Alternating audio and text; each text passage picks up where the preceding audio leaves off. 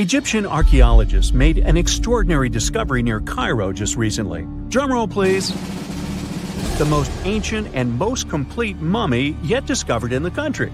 Yes, they were keeping it under wraps. The 4,300-year-old mummy was found in a group of tombs close to the step pyramid of Djoser, dating back to the Egyptian Old Kingdom. It was covered in layers of gold. The team also found several other tombs, including one belonging to an ancient Egyptian official and another belonging to a secret keeper who had the power to perform special ceremonies. Another interesting tomb was that of a writer, which featured the largest statues ever found in the area. This vast burial site is also home to more than a dozen pyramids and resting grounds. Probably one of the most famous mummies in the world is that of Hatshepsut. She ruled Egypt like a boss for around 20 years, building all sorts of impressive buildings and creating new trade routes. But when archaeologist Howard Carter found her tomb in the Valley of the Kings, her sarcophagus was empty. However, Carter did find 2 coffins in another tomb, one of which belonged to Hatshepsut's wet nurse and the other to an unknown woman. In 2006, a team of specialists decided to investigate whether that mysterious lady was the queen herself. They found a molar tooth in a wooden box with Hatshepsut's name on it, and when they compared it to a gap in the mummy's mouth, it was a perfect match. Ramses II was a pretty impressive ruler, but it was his mummy that eventually made history. Now, we don't hear too much about his daddy. Okay, I'll stop. Ramses is considered to be the most powerful pharaoh in all of Egypt, as he reigned for a whopping 6 decades. He also lived to be over 90 years old. Now that's pretty amazing, considering the time he lived in. Ramses II supposedly had over 100 offspring too. Talk about a big family. When he passed away, his body was originally buried in the Valley of the Kings, but some sneaky guys tried to rob his tomb of all his treasures. Officials back in the day weren't having any of that though, so they moved his body to a secret location to keep it safe. Fast forward to the 1800s, and Ramses II's mummy was discovered along with a bunch of other rulers and important officials. But it wasn't in the best condition, so archaeologists flew it to Paris to get it, pampered. Problem was, he couldn't just be transported into another country. The only solution available was to give Ramses II his own passport. His occupation was listed as king, and the document even featured his photo. Most mummies aren't necessarily known for having the most hydrated skin. But that of an ancient woman, also known as Lady Di, proves otherwise. No, not that Lady Di. This wealthy lady from ancient times was discovered in an ornate tomb in 1971, and she looked fabulous, if we can say so about a mummy. Thanks to the special conditions in her tomb, like the moisture in the environment and the lack of oxygen, her body was almost perfectly preserved. Her skin was soft, her hair was on point, and she was still flexible. The museum that now proudly displays her mummy also shows a ton of fancy items that were buried with her, like dinnerware and musical instruments. Archaeologists investigated the mummy further and discovered that she passed away from a heart attack at around 50 years old. Even though it hasn't been around for over 2,000 years, Lady Di is still making history. The mummy of Otzi the Iceman was discovered in the Alps in 1991. Austrian authorities initially thought he was a modern mountaineer because he was so well preserved.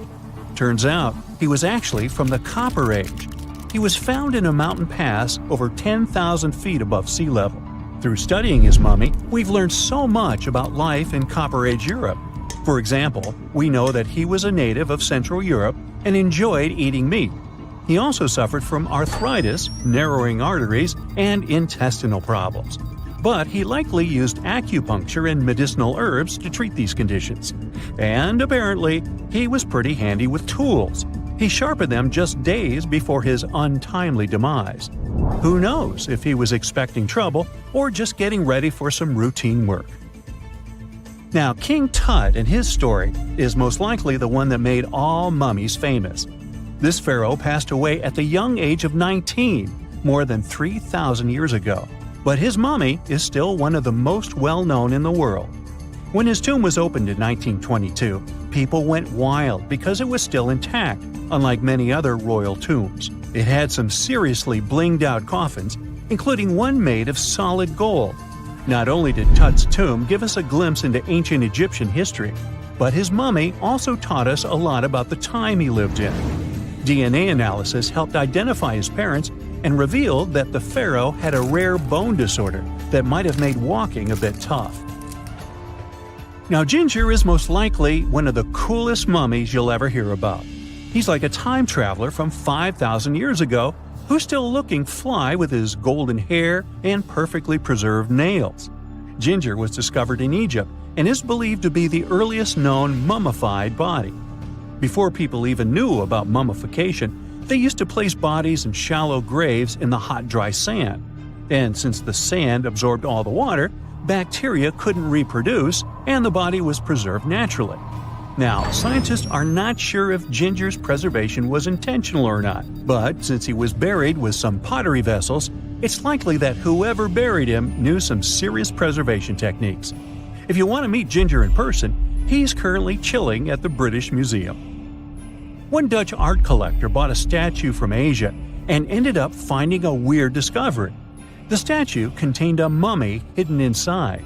Unfortunately, the body was too fragile to move, so they had to leave it there. The coolest part is that this mummy is over 1,000 years old and was on display for 200 years before being encased in the statue. When scientists did a CT scan, they found out that the mummy was filled with paper scraps covered in writings. Experts think he might have done this thing called self-mummification, which is a pretty intense process involving a special diet and tea that makes your body less prone to bacteria. Only a few people could handle this ritual, and those who managed to do that were seriously respected.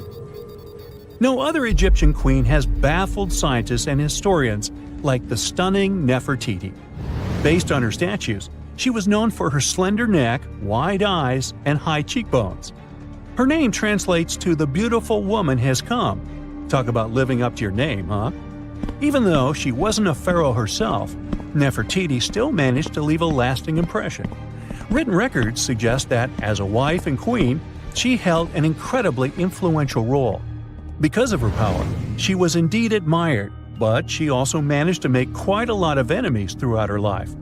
She was also related to King Tut, but not biologically. Rather, she was his stepmother. So far, locals have yet to identify her mummy, but that may soon change. A local Egyptologist who has been busy excavating tombs in the Valley of the Kings has found two mummies that he believes could be Nefertiti and her daughter.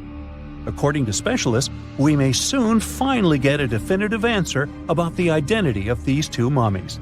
And if one of them does turn out to be Nefertiti, we could be in for a real treat. DNA analysis and CT scans of the mummy could give us the most complete and accurate image of the queen that we've ever seen. It's crazy to think that we've only scratched the surface of what lies beneath modern-day Egypt.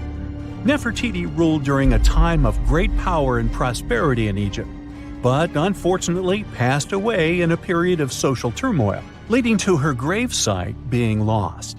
Now, where's my mummy? For more than 3,000 years, the gold mask of Pharaoh Tutankhamun stayed hidden in the Valley of the Kings. This artifact, which stands about 21 inches tall, shows how skilled and artistic the ancient Egyptians were. But nobody expected that X-rays would reveal its biggest secret. King Tut was the last ruler of his family during the 18th dynasty. He took the throne at just 9 years old, but ruled for only 10 years before he passed away unexpectedly. If we're being honest, back in ancient Egypt, he was mostly forgotten by the rulers who came after him. His tomb wasn't a big deal for them, so much so that even the grave robbers forgot about him.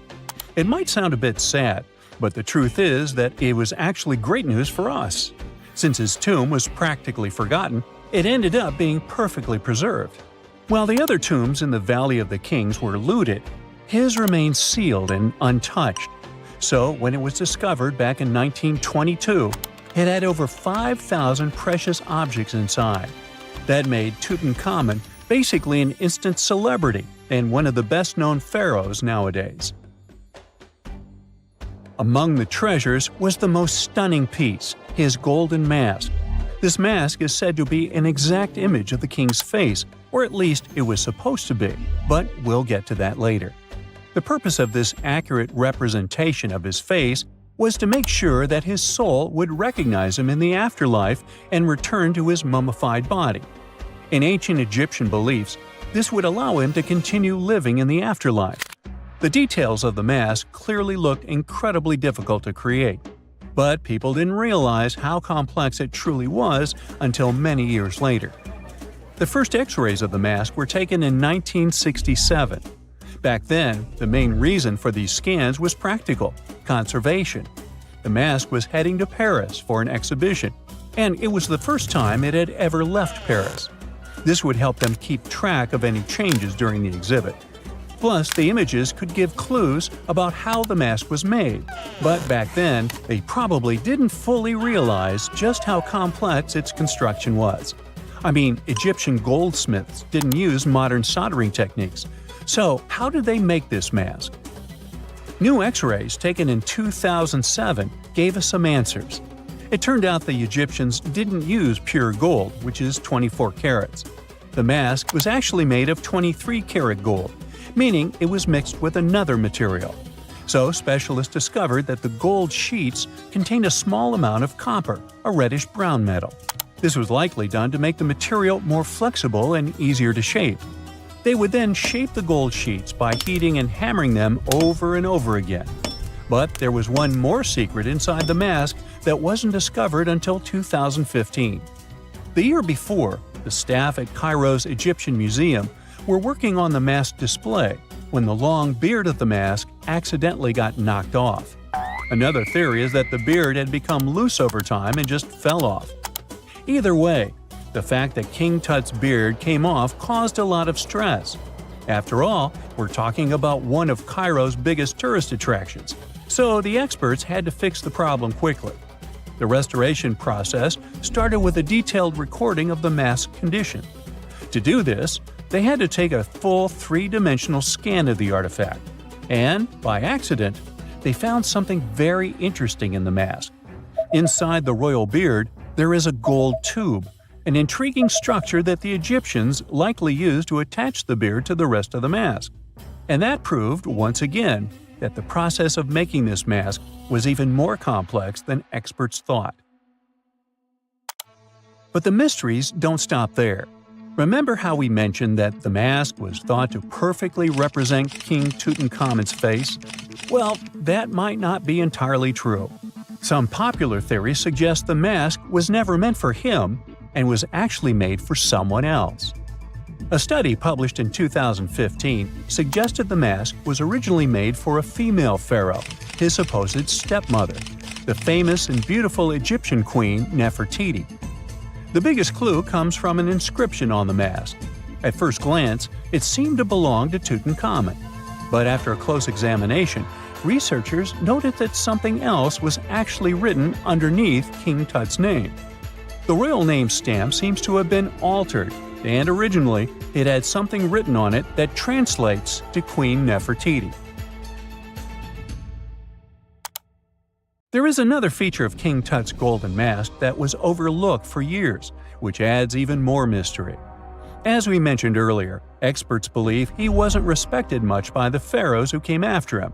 And one of the clues that made archaeologists think this is the pierced ears on the mask. Some researchers believe that King Tutankhamun wouldn't have worn earrings after he was a kid. So, according to their theory, by the time he passed away at 18, he shouldn't have been represented with pierced ears. This could also support the idea that the mask originally belonged to Nefertiti, or maybe to someone who wasn't even connected to King Tut. But the mask isn't the only source of mystery. In fact, his whole tomb is full of puzzles. Recently, historians found a sign that the place where King Tut was supposed to be buried was changed at the last minute. For years, experts wonder why a pharaoh who ruled for 9 years ended up in such a simple tomb. When compared to the grandeur of other pharaohs' tombs, his tomb seemed, well, a bit plain. The idea that a king like Tutankhamun would have such an unremarkable resting place just doesn't match up with the power and importance he must have had in ancient Egypt. So, what happened? Well, apparently, this might have something to do with his successor, Pharaoh I. After King Tutankhamun passed away, researchers believe that Ai made sure to erase him from Egypt's history. So, one theory suggests that he was probably behind the quick decision to place King Tut's body in a smaller, less impressive tomb. When experts looked at Ai's own tomb, they found something interesting. There is a large wall covered in painted baboons. This is the same type of artwork found in Tutankhamun's tomb. It seems like the same person might have chosen the artwork for both tombs. Now, the design and decoration of the two tombs are almost identical, suggesting there was a shared hand behind both. But there is one key difference. Ai's tomb is fit for a king. It's much bigger and more impressive, even though the style and artwork are similar to what you see in Tutankhamun's tomb. So the theory suggests that Ai decided what went into both tombs. Since Tut passed away unexpectedly at a young age, his grand tomb wasn't finished in time. Normally, pharaohs start building their tombs while they're still alive to make sure everything is perfect. But Tut passed away when he was just 18, so there wasn't enough time. Ai may have taken advantage of the situation, ordering a smaller tomb for Tut and keeping a larger one for himself. Experts believe this theory explains why Tutankhamun's tomb is so simple and how Ai managed to wipe his memory from history so easily. But in the end, the story of King Tut's mask and tomb is full of mystery and intrigue. Each new discovery sheds more light on what really happened all those years ago. But one thing is for sure, the secrets of ancient Egypt still have much to reveal, and King Tutankhamun will continue to fascinate people for years to come. When you hear the word mummy, you might get a chill down your spine. That's because most of us associate this word with those creepy characters we've seen in some scary movies. But in reality, mummies have helped us understand a lot about ancient civilizations, their rulers, and about how people used to deal with losing their loved ones. The people most famous worldwide for their mummies are the ancient Egyptians. They believed that some sort of existence after passing away was possible, if certain conditions were met. That's why they insisted on preserving the human body through the process of mummification and placing the mummy in a furnished tomb, kind of like giving it a fully functioning apartment of its own. Why did they believe in this? Well, because they were deeply connected to their natural environment for the most part. They saw the natural cycles around them, like how the sun rose every day, followed by the moon, or how new life was always sprouting from plants, even after they had wilted away. They also believed that the powerful spirit Osiris, who represented the cycle of passing away and resurrection, played a role in this process. To prepare for the afterlife, the ancient Egyptians followed certain rituals, like mummification, which involved using materials like honey, resins, and incense to preserve the body. There's no other mummy more popular than that of King Tut. He was a young pharaoh who ruled over 3,000 years ago in Egypt. The problem with discovering ancient royal tombs is that most of such burial sites were previously robbed. People knew ancient rulers had been left with many valuable belongings, so those locations became vulnerable to thieves. When King Tut's tomb was opened in 1922, people were excited because it had not been robbed, like many other previously discovered royal tombs. That's how well hidden it was. Inside, his mummy was encapsulated in a total of 3 coffins, including one made of gold. The objects found in his tomb showed us what ancient Egypt was like, and studying his mummy also helped us learn about the culture and practices popular at the time when he passed away. We also learned about his family by looking at his DNA. Scientists were able to discover that he had had a disease called malaria and a problem with his foot that might have made it hard for him to walk. Ramses II was another pharaoh in Egypt who ruled for 68 years, which was quite a lot back in the day. He was known for his expansion campaigns and building projects. Many objects from his time as a ruler still exist today, including a large statue of him. Ramses II was about 6 feet tall and lived to be about 90 years old. After looking at his mummy, scientists concluded that he may have had a medical condition that affected his spine. Now, remember those thieves I mentioned before? They are probably the reason why Ramses II ended up in a plain coffin in a secret collection of royal mummies at Deir al-Bahari, which was rediscovered in 1881. Thankfully, archaeologists were able to identify him because his journeys had been recorded on his wrappings. The process was really tedious too. In fact, in ancient Egypt, the mummification process could take a staggering 70 days to complete. A special person would say a very specific speech while delicately handling the body and drying it out using a type of salt called natron. They also used linen and resin to make the body look more lifelike and to wrap it in cloth. The tomb was equally as important for ancient Egyptians. The walls of King Tut's tomb, for example, were adorned with intricate artwork that depicted his journey to the afterlife, from his burial procession to his passage through the underworld. The ancient Egyptians believed that everyone made this journey after passing away, and they filled their tombs with items and paintings to help the person in their spiritual travels. Additionally, the walls of the tomb were decorated with spells from a special book, which contained a collection of poems that the Egyptians believed would help people reach the afterlife. And speaking of how important this journey was, people also placed food in these ancient tombs. In King Tut's tomb, archaeologists discovered 36 jars of vintage beverages and 8 baskets of fruit, which were believed to be left there to help him in his journey to the afterlife. The Egyptians believed that traveling to the afterlife took a really long time, so they left a lot of supplies, such as food and water, to sustain their loved ones. Pharaohs also generally had numerous luxurious garments and beautiful jewelry in their tombs to ensure that they would have a fashionable journey.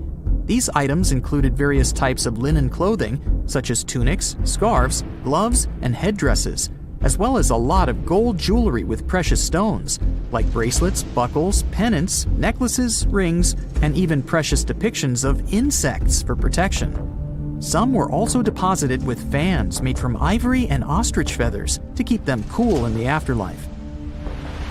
Some ancient rulers were even placed in their forever apartments along with boats. For example, Pharaoh Khufu built the Great Pyramid at Giza as his tomb, and a large ship was found inside. King Tut, however, was buried with multiple boat paddles, but no actual boat. Instead, he had 3 chariots and numerous walking sticks made of precious materials, perhaps indicating he'd rather travel to the beyond by land, not by water. Amongst the most interesting objects found near ancient mummies are bottles of oils and perfumes. If rulers were supposed to be fashionable, why not smell nice too, right? Also, some of them had some ancient kinds of board games, most of them made out of precious materials like gold or ivory. One of those games was called Senet. It was very popular amongst the ancient Egyptians and very similar to modern-day chess. The ancient Egyptians may have the most famous mummies out there, but they weren't the first to invent the procedure. In fact, it all started in South America with an ancient civilization named the Chinchorro. As far as we know today, these people were the first to mummify their loved ones that had passed away. They did it somewhere around 2,000 years before the Egyptians started their own rituals. Sure, we can tell a lot about ancient rulers by studying these mummies, but until recently, we had no idea what they really looked like during their lifetime. Not so long ago, though, some very special mummy paintings were found by archaeologists studying ancient Egyptian objects. These mummy portraits are highly detailed paintings of individuals that were made while they were still alive. Such paintings were often painted on wood, as opposed to the classical portraits we all know about, which are painted on canvas. They are known for their realism and beauty, and have even been used by researchers to diagnose diseases by comparing them to the corresponding mummies. Some of these portraits also include depictions of jewelry, which was later found on the mummies. The recent discovery of these mummy portraits in Central Egypt is significant, as it marks the first time in over a century that such paintings have been found. Mummies appeared all around the world naturally, too. mummification can occur without people intervening because of natural conditions, like extremely cold or hot environments, places with a lack of oxygen, or accidental exposure to chemicals that preserve the body. These conditions don't allow bacteria to grow, resulting in the body remaining more or less intact. Famous Otzi was one of these mummies. We know today he was a man who lived around 5,000 years ago in Europe. But upon his discovery in the Alps in 1991, Austrian authorities initially believed that he was a modern mountaineer because of how well preserved the body was. However, after the Iceman was removed from the glacier, it was determined that he was actually from the Copper Age. The first photograph was taken in 1826. Yeah, there I am, way in the background. I'm waving. From then on, we've had countless images taken all over the world. Back in the day, if you really wanted your portrait taken, you needed a painter to help you with it. You would have had to stand still for long periods of time, making sure the light was just right. And let's face it, those portraits weren't really as exact. Maybe you'd have asked for your eyes to be a bit brighter, or your lips a bit poutier. When it comes to famous people in ancient history, there's not much we can do in terms of photography. It's simple. There aren't any pictures or famous ancient people. We can try to imagine what they look like based on their paintings or on texts written about them by highly regarded scholars. Fortunately, more and more as years go by, this lack of knowledge will become a thing of the past. Enter forensic facial reconstruction. With the help of this amazing science branch, we can now have a better understanding of what ancient celebrities look like. But how are scientists able to do that, you might ask? Go ahead, ask. Turns out that a person's skull can tell a lot about their appearance. Everything from the brow bone to the distance between the eye sockets can showcase a realistic profile. Even the nasal chamber or the shape of one's chin can influence how your face will end up looking like. It's like the skull is a blueprint for the face. Using these bones, artists and forensic anthropologists can work together to reconstruct your appearance through the magic of forensic facial reconstruction. It's like real-life detective work, but with more clay and less drama. Now, I guess you're thinking, how correct can these reconstructions really be? Well, the finished product may not reflect all the details, sure. You can't tell a person's eye color or skin tone just by studying the skull. Facial hair is equally hard to tell, and if you have plump cheeks that make you look so cute, your skull will never tell the secret. But even with those limitations, facial reconstruction can still show us what someone in history may have looked like. The process itself is pretty cool. A trained sculptor works with a forensic anthropologist to figure out the skeletal features and build up the facial traits using clay. Anthropologists have to consider things like age, gender, ancestry, and any injuries or tooth loss. Scientists can also do such tasks digitally these days with the help of computers and design software. With all these amazing scientific advancements in mind, did you hear the latest news about King Tut's family tree? Well, apparently his possible father, an ancient Egyptian pharaoh, just got a new face makeover. And let me tell you, he's looking regal and serene due to some digital reconstruction magic. But even though this is the most correct representation of him so far, we still don't know for sure who he really is. This fellow was found in 1907 in the Valley of the Kings, just a few feet away from King Tut's tomb. Scientists have been studying him for over a century and think he might be Akhenaten, King Tut's daddy, and a very important Egyptian ruler for that matter. Still, some experts remain skeptical and say we need more evidence to confirm his true identity. The reconstruction of this ancient pharaoh's face was a months-long project by a group of brilliant scientists in Sicily. They even brought in a 3D forensic artist from Brazil to help out. The new model is different from earlier ones because they wanted to focus on his facial features and not get distracted by his hair, jewelry, or other bling. On the same note, make way for this latest fashion icon. No, it's not some famous model. It's a hunter-gatherer woman who lived in Sweden 7,000 years ago. And boy, is she fierce-looking in her new reconstruction. She's rocking a feather cape, a slate necklace, and a belt made from 130 animal teeth. Talk about being fashion-forward or backward. Plus, her dark skin is painted with white patterns, making her look like a true work of art.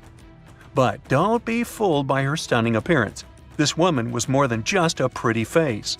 She was buried upright in a location dating back to 5500 BCE to 4600 BCE, and her rich jewelry tells us that she was important in her local community. Thanks to the work of an archaeologist and sculptor, we can now see what this ancient woman looked like.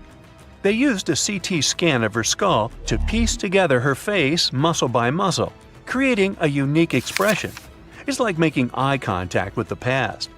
While we may never know for sure what her role was in her community, her intricate surroundings suggest that she held a special place for her people. Now, Otzi, the 5,300-year-old mummy from the Alps, also got a new makeover thanks to this amazing technology. He didn't go to a plastic surgeon if that's what you're thinking.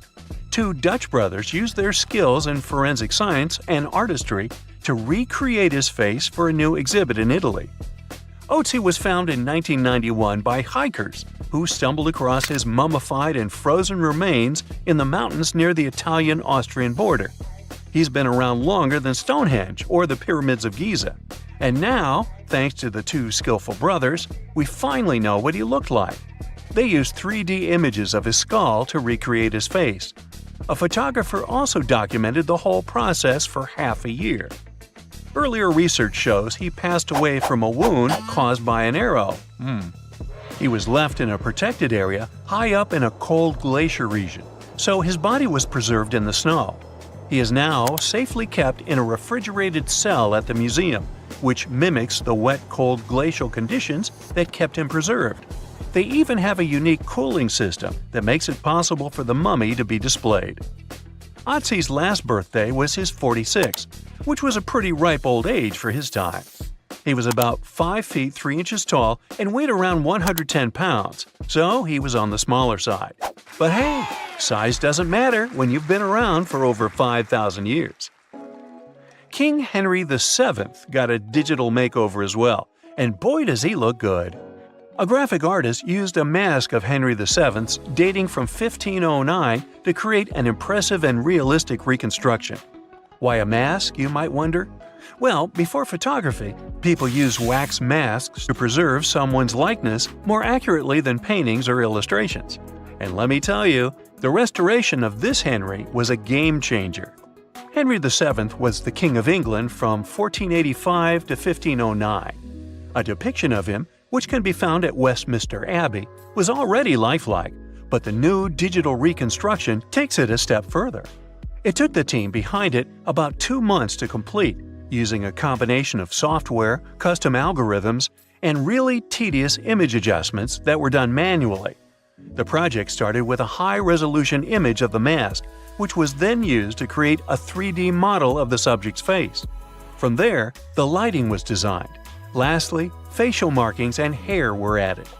But what's even more fun is that a beard was added to Henry VII's face too, since men during that era were commonly bearded, wore a beard. We'll never know for sure if he was bearded or not, but it's a hilarious touch that adds to the character of the reconstruction. The same team has also created facial reconstructions of other historical figures, like Mary, Queen of Scots, or Oliver Cromwell. These masks are like secret passages to another time, if you think about it. It's amazing how technology can take us back thousands of years to see faces we've only imagined.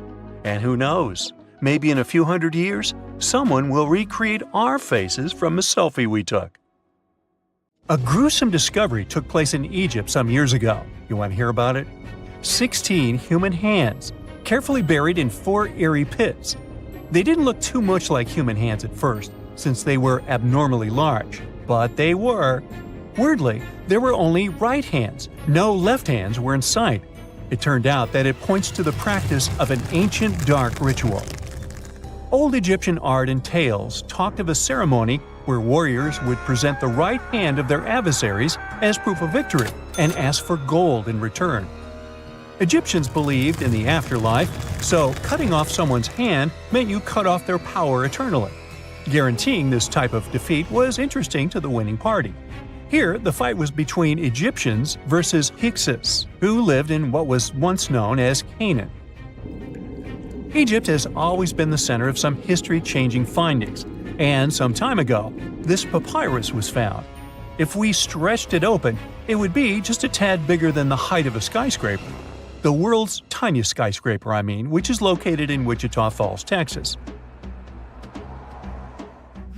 When humans didn't write on their notes app, they wrote on this thing, made from the medulla of a papyrus plant.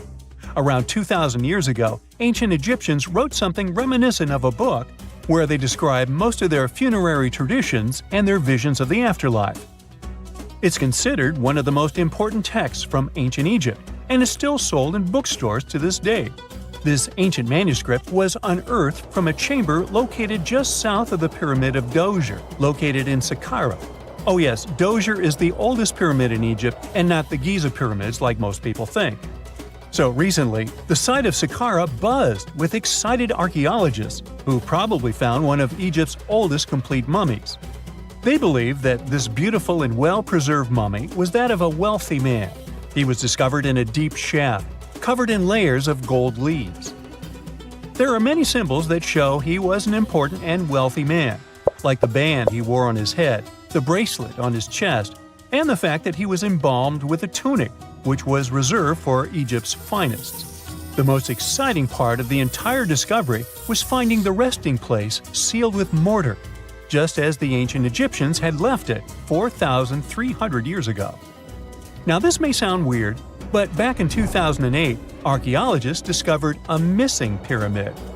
Now it went missing because it deteriorated over the span of 4,000 years. Today, you can only see its base. It was a pretty important site back in ancient times. It is said that around the area of the pyramid, the ancients hosted a special type of ceremony where high priests would carry mummified remains of sacred bulls. Now here's a fun fact. Ancient Egyptians believed that Apis bulls were earthly incarnations of the city deity of Memphis and was connected to rites of fertility. It wasn't just any Apis bull though. They needed to be all black with a single white mark between its horns and a bunch of very specific characteristics. They were selected by the local priests and honored until they passed away. After that, they were mummified and buried in underground galleries. Meanwhile, this missing pyramid sort of disappeared around the 1800s. It was a German archaeologist who first found it in the village of Sahara. He called it the Headless Pyramid when he first found it.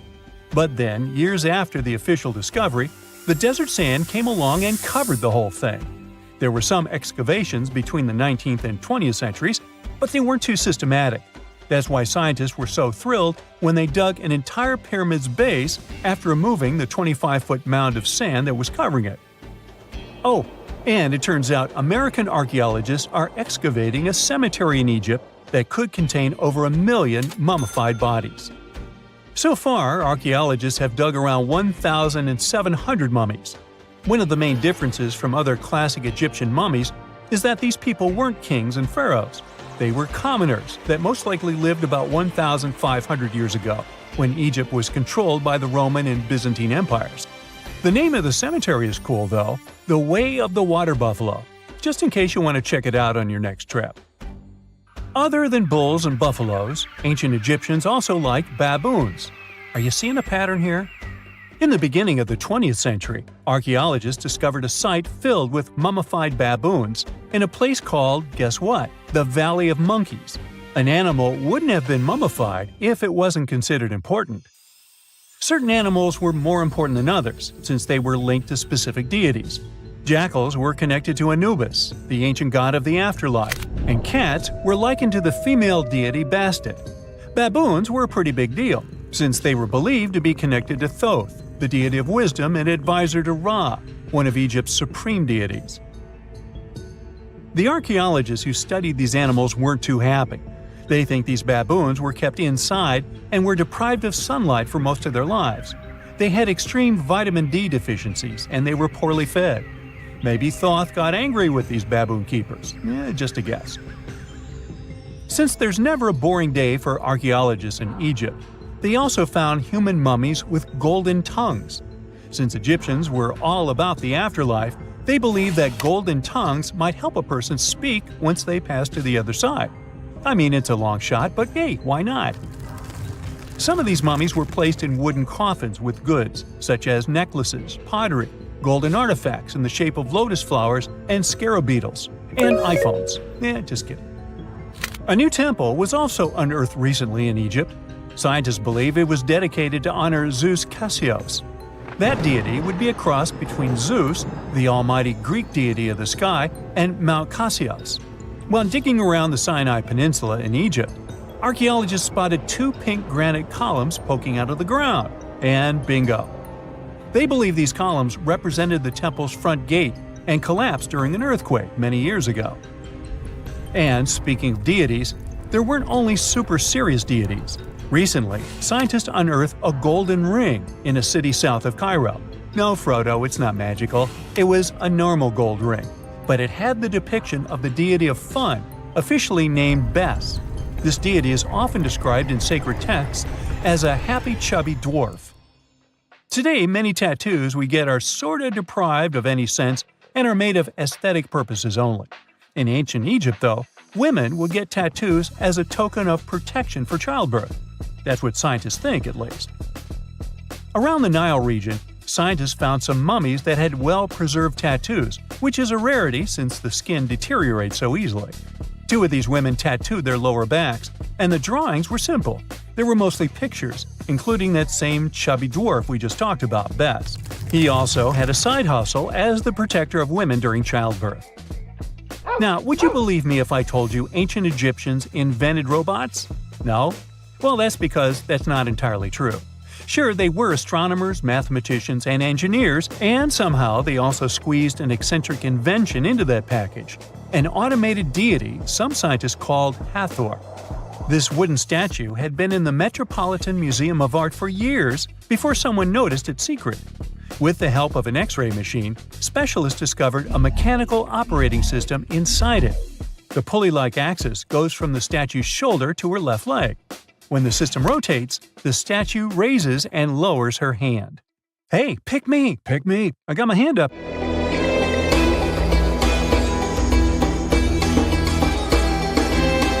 The Great Pyramid was created as the final resting place of ancient Egyptian monarch Khufu.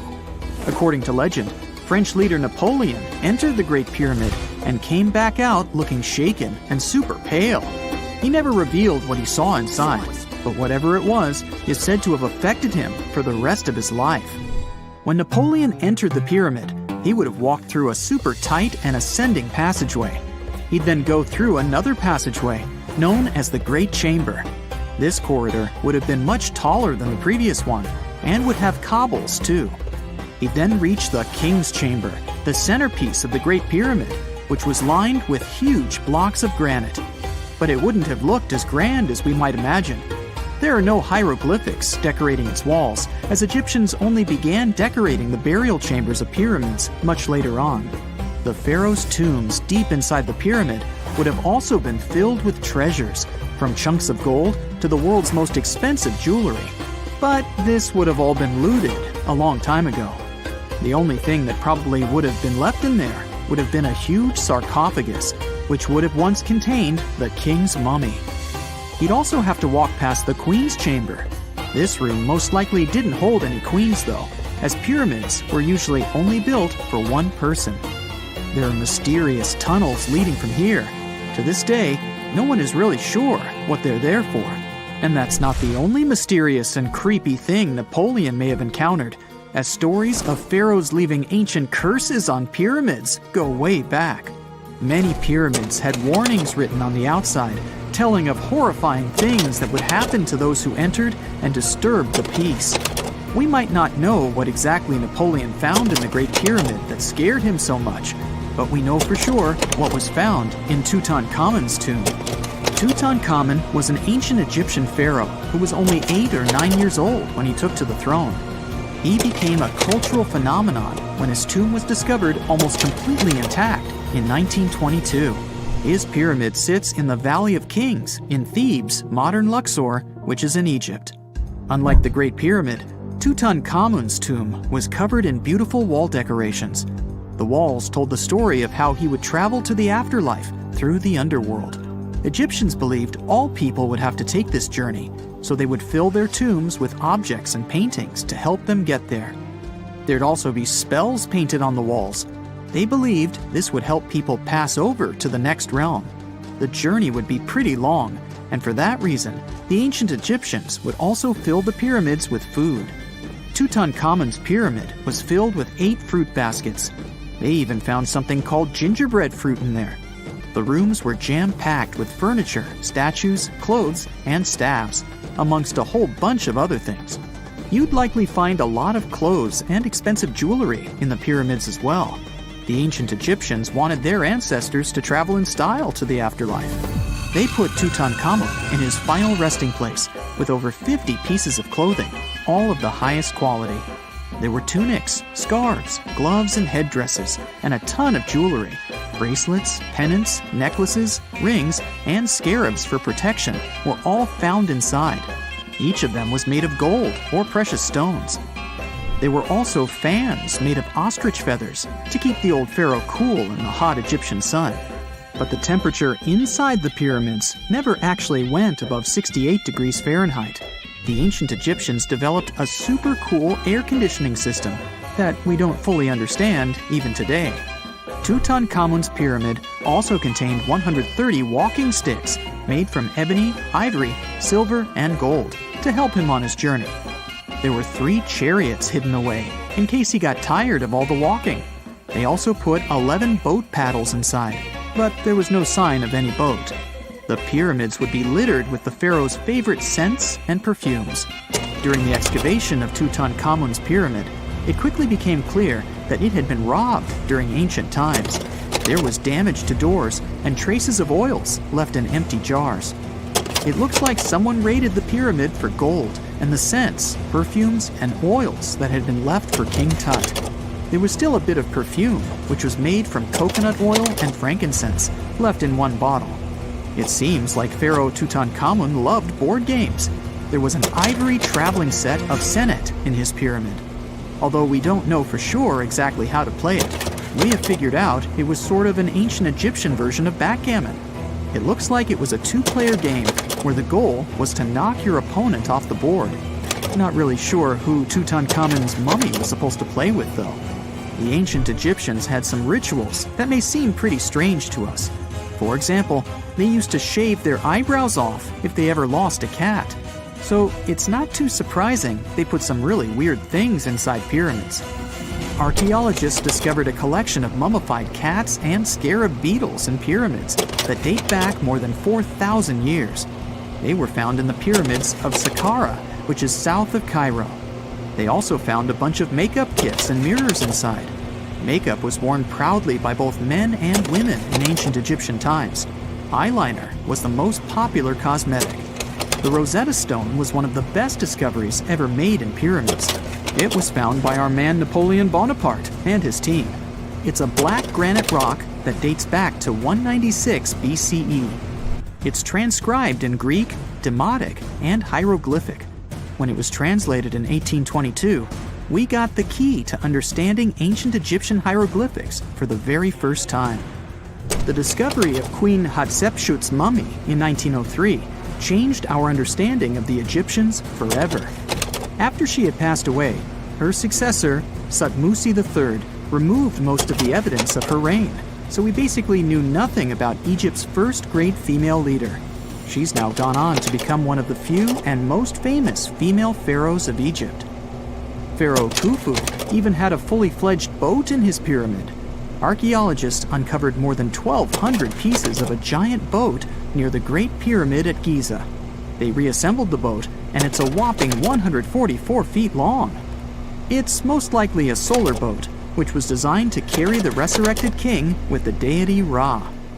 Fun fact, the Pyramid of Giza is the last remaining of the 7 wonders of the ancient world. The other 6 are the Hanging Gardens, the Colossus, the Temple of Artemis, the Mausoleum, the Lighthouse, and the Statue of Zeus. This pyramid was also the world's tallest man-made structure for 3,800 years, and it's the biggest pyramid in Egypt. It took a staggering 2.3 million blocks of limestone, and some weighed as much as 80 tons. It took an incredible 100,000 laborers and a whopping 23 years to build. Its original height was a mega 480 feet. In 2017, archaeologists discovered something weird about Egypt's Great Pyramid. There's a hidden void that's at least 100 feet long, and no one really knows why it's there or what's actually inside it. The weird void is the first inner structure discovered within the 4,500-year-old pyramid since the 1800s. Scientists used cosmic rays to detect the massive hole, but are still no closer today to finding out what's inside. The ancient Egyptians took a lot of care building the pyramids, and everything was strategically placed and structurally sound, so it's super unlikely that this hole is due to blocks falling over time. Loads of pyramids also contain small model figurines called ushabti. These represented attendants. They believed they would come to life to serve the pharaohs in the afterlife. But it's amazing that all this stuff actually fit inside. There isn't actually a huge amount of space inside the structures. It's mostly just rock.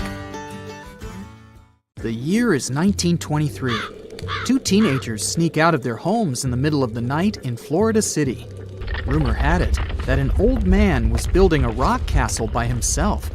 But every time someone tried to see what the old man was doing, he would stop working. The curious teens managed to sneak into Ed's backyard and saw something they could later describe as magic.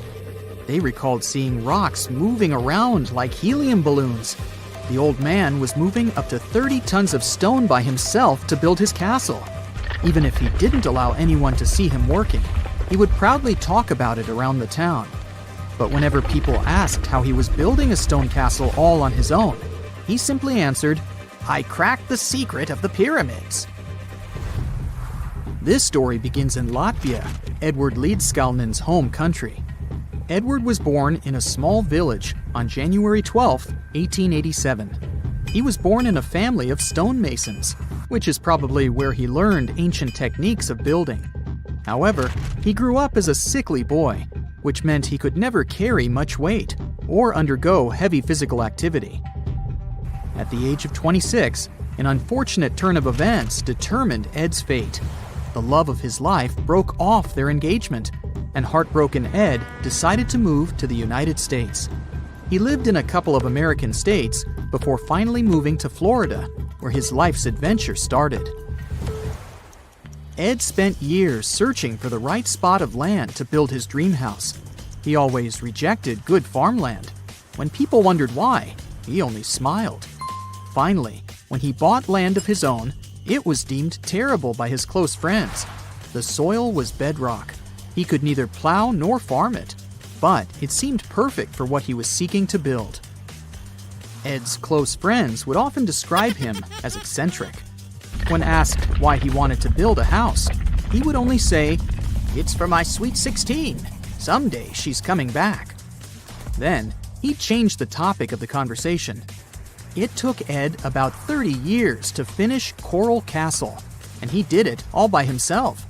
He would only work under the cloak of night and never let anyone see what he was doing. The completed Coral Castle embodies a number of unsolved mysteries. If you were to visit the site back then, you'd have to go through a 9-ton, 8-foot-tall revolving gate door that even a kid could push with just one finger. Ed was so proud of this door that he originally named the site Rock Gate Park. It was renamed Coral Castle only much later, after Ed's passing. Once inside, visitors would access the incredible wonders of Ed's constructions: towers, mystic symbols, furniture, and swing sets, all made entirely of monolithic blocks of stone. The stones are set on top of each other, using only their weight to keep them together. And believe it or not, the entire park gathers around 1,100 tons of stone. Today, if you visit Ed's living quarters, you'll even see the simple instruments he used to construct all of this: chisels, hammers, ropes, and pulleys. The type of work he did is difficult even with modern-day equipment, let alone without it. Coral Castle's main mystery lies in how Ed managed to do it. The only photograph of Ed Leedskalnin at work shows a simple leverage structure of a chain hoist attached to a wooden tripod. The tripod was made of old telephone poles with a small wooden box on top. What was in the box is, of course, a mystery. Unfortunately, he took his secrets with him, not sharing the truth of his work with anyone else. Yet, not all is lost, as there are many theories and speculation surrounding what could have happened there. One theory says that there is a harmonic grid inside the Earth's surface, something that would create anti-gravity spots around the globe. It's believed that Coral Castle was built in such a spot. This could explain why it took Ed so long to find land that pleased him. Maybe what he was looking for was a place that allowed him to experiment with anti-gravity forces. Yet, whenever Ed talked about his work, he would say he understood the laws of weight and leverage, and, sure thing, that he had cracked the secret of the pyramid builders. And what secret is that, you might ask? According to Ed himself, it has to do with magnetism. He even published a pamphlet called Magnetic Current. There, he explains that every object has magnetic particles inside of them. A person just needs to understand where they are located inside such objects. This way, objects can be lifted and moved around without much effort, just like moving something heavy underwater. Researchers say that if we assume Ed Leedskalnin and the pyramid builders used the same technique, then it would only have taken 4,700 workers to build the Great Pyramid of Giza, instead of the 20,000 to 100,000 that is currently estimated. But this story just keeps on getting more and more mysterious. In the late 1920s, Ed was finishing the construction of Coral Castle in Florida City. Rumors about his work had spread around town. People said Ed was hiding a stash of money somewhere in his living quarters. One night, a group of men waited until Ed was alone and broke into the castle to rob him. They couldn't find the money and, luckily, didn't harm Ed. But in the following days, he decided that it was best he moved out of that land. Of course, he took more than his toothbrush along with him. Ed decided to move the entire Coral Castle to another land 10 kilometers away from where he had built the park. Legend says he hired a truck driver and asked him to swear secrecy about what Ed intended to do. He asked the driver to look away while Ed loaded the truck by himself, moving all of the rocks without any help. With the truck loaded, Ed and his castle moved to Homestead, Florida, where the park is located until this day. In 1986, a group of engineers from Florida University was called to try to fix the park's gate entrance, the 9-ton revolving door that Ed was so proud of. They arrived with plenty of modern-day equipment, including a 20-ton crane. When the engineers took the door down, they noticed that Ed had used a strange circular stone at the bottom of the revolving door. The engineers couldn't understand how this frisbee-sized rock could withstand 9 tons of weight without breaking into pieces. They sent the rock to the geology department at the University of Florida, but the geologists simply returned the rock, saying they couldn't find a match of this rock in their databases. They couldn't determine its origin. The engineers put the 9-ton gate back into place, trying to use other techniques. At first, it didn't work without the base rock Ed had originally used. So, they had to cut the gate rock to make it work as a revolving door once again, proving that modern-day technology couldn't replicate what Ed had done single-handedly. Fast forward to 2011, and another man claimed to have cracked the code of the pyramid builders and Ed Leedskalnin himself. Wally Wallington, a retired construction worker from Lapeer County, Michigan, has managed to build using similar techniques to those used by Ed. Wallington is known for having built his personal Stonehenge in Michigan. He is said to have used simple machines, such as levers and counterweights, moving around multi-thousand-pound concrete blocks.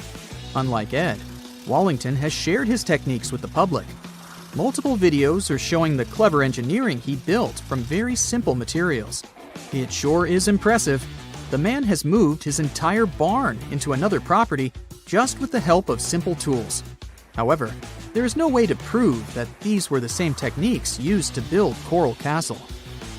To this day, the secrets of Coral Castle haven't been unraveled. But hey, we can always keep trying to solve it. In November 1922, a boy walked through the desert mountains of Egypt and discovered some ancient steps carved into the rock. Subsequently, this find became one of the world's largest and most significant archaeological discoveries. This step was part of Tutankhamun's untouched tomb. Archaeologists found about 5,000 ancient objects, including jewelry, fabrics, painted vases, and funeral masks. You've probably seen one of them. It has become one of the most recognizable attributes of ancient Egypt. More than 100 years have passed since then, and now humanity has finally become close to another large-scale discovery, the tomb of Cleopatra. This queen was the last active ruler of the Ptolemaic Kingdom of Egypt, who sat on the throne from 51 to 30 BCE. There are many ancient records about Cleopatra, her reign, and her unusual personality, but until now, no one has discovered the secrets about her passing away in the burial place. So, one archaeologist, Dr. Kathleen Martinez, has been studying ancient records and temples around Alexandria for decades, and concluded that the tomb of the queen should be located under the ancient city of Taposiris Magna, founded in 280 BCE. It was a big city on the northern coast of Egypt, where tens of thousands of people were engaged in trade and industry, and it seems that Dr. Martinez's guesses turned out to be correct. She and a group of archaeologists have discovered a secret underground tunnel near Alexandria, with a length of about 0.8 miles. It was cut into the rock under Taposiris Magna's temple. During further excavations, they found many things that indicate Cleopatra's tomb lies in the tunnel's depths. It's also possible that she is buried there together with the Roman commander, Mark Antony. According to ancient records, Cleopatra and Mark Antony loved each other and together opposed the Roman Senate, which declared Antony a traitor. The fact that natural disasters have occurred on the territory of Taposiris Magna for thousands of years can complicate the excavations. Earthquakes and floods destroyed the city and possibly flooded its underground tunnels. But archaeologists hope the ancient tomb remains untouched, and that it hides many treasures and records about the royal life of ancient Egypt during the reign of the last dynasty. There's a chance that excavations will go underwater and in the mud.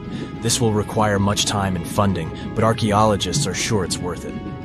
Anyway, it's too early to say that Cleopatra is really buried there, but scientists have found many things in the tunnel that confirm this, including clay pots, dozens of coins with the image of Cleopatra and Alexander the Great, as well as a bust with the image of the Egyptian queen.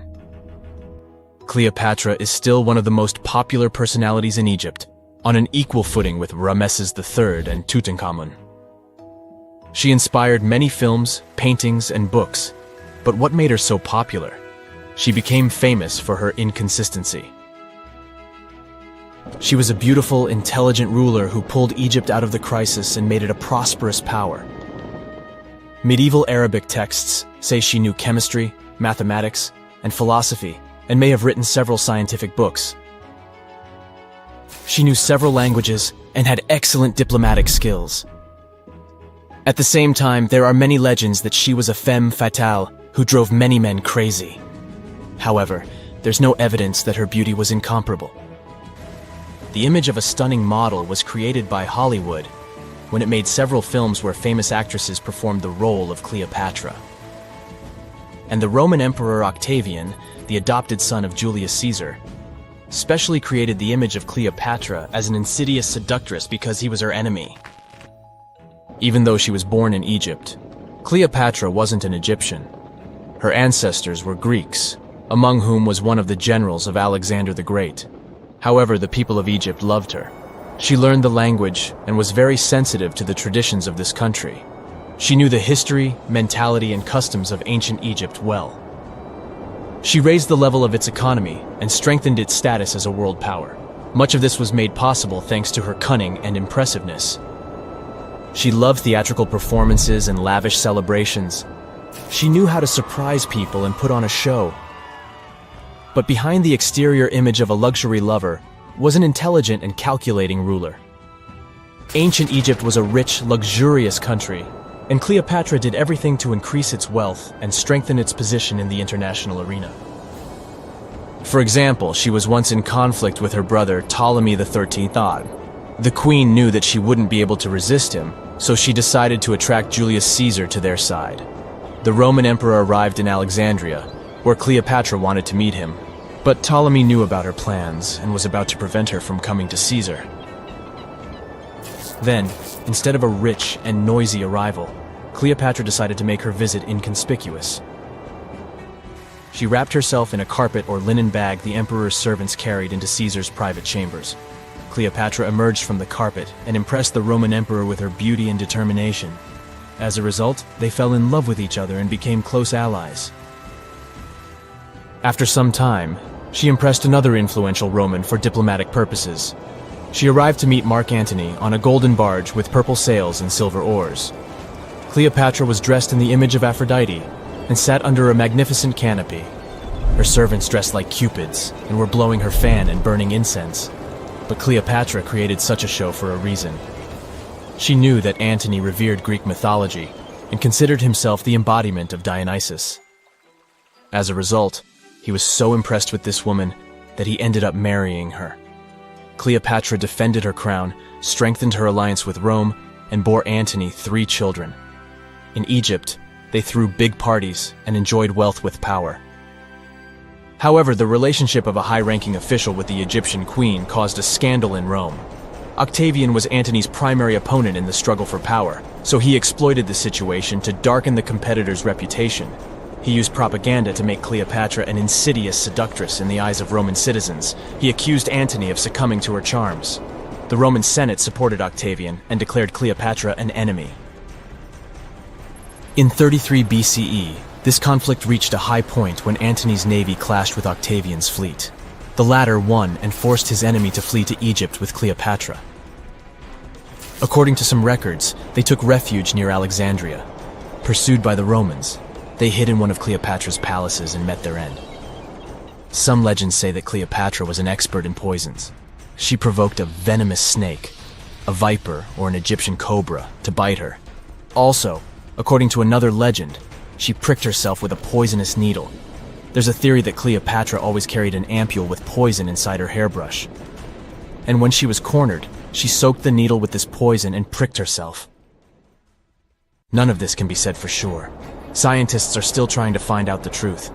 Perhaps when they reach Cleopatra's tomb, the world will get more answers about her tragic fate. She is considered the last ruler of Egypt. After her passing, Octavian plundered her palaces and temples and returned to Rome, where he became the main emperor. He successfully ruled the country and expanded its borders. His reign ended when he turned 75. World history would have looked different if Cleopatra and Mark Antony hadn't lost that naval battle. By the way, did you know that more time has passed between Cleopatra's reign and Neil Armstrong's flight to the moon than between the reign of the Egyptian queen and the construction of the Great Pyramid of Giza? Armstrong took a step on the Earth satellite in 1969, 38 years after the birth of Cleopatra. And the construction of the pyramid took place in 2560 BCE. Imagine how long the history of ancient Egypt is.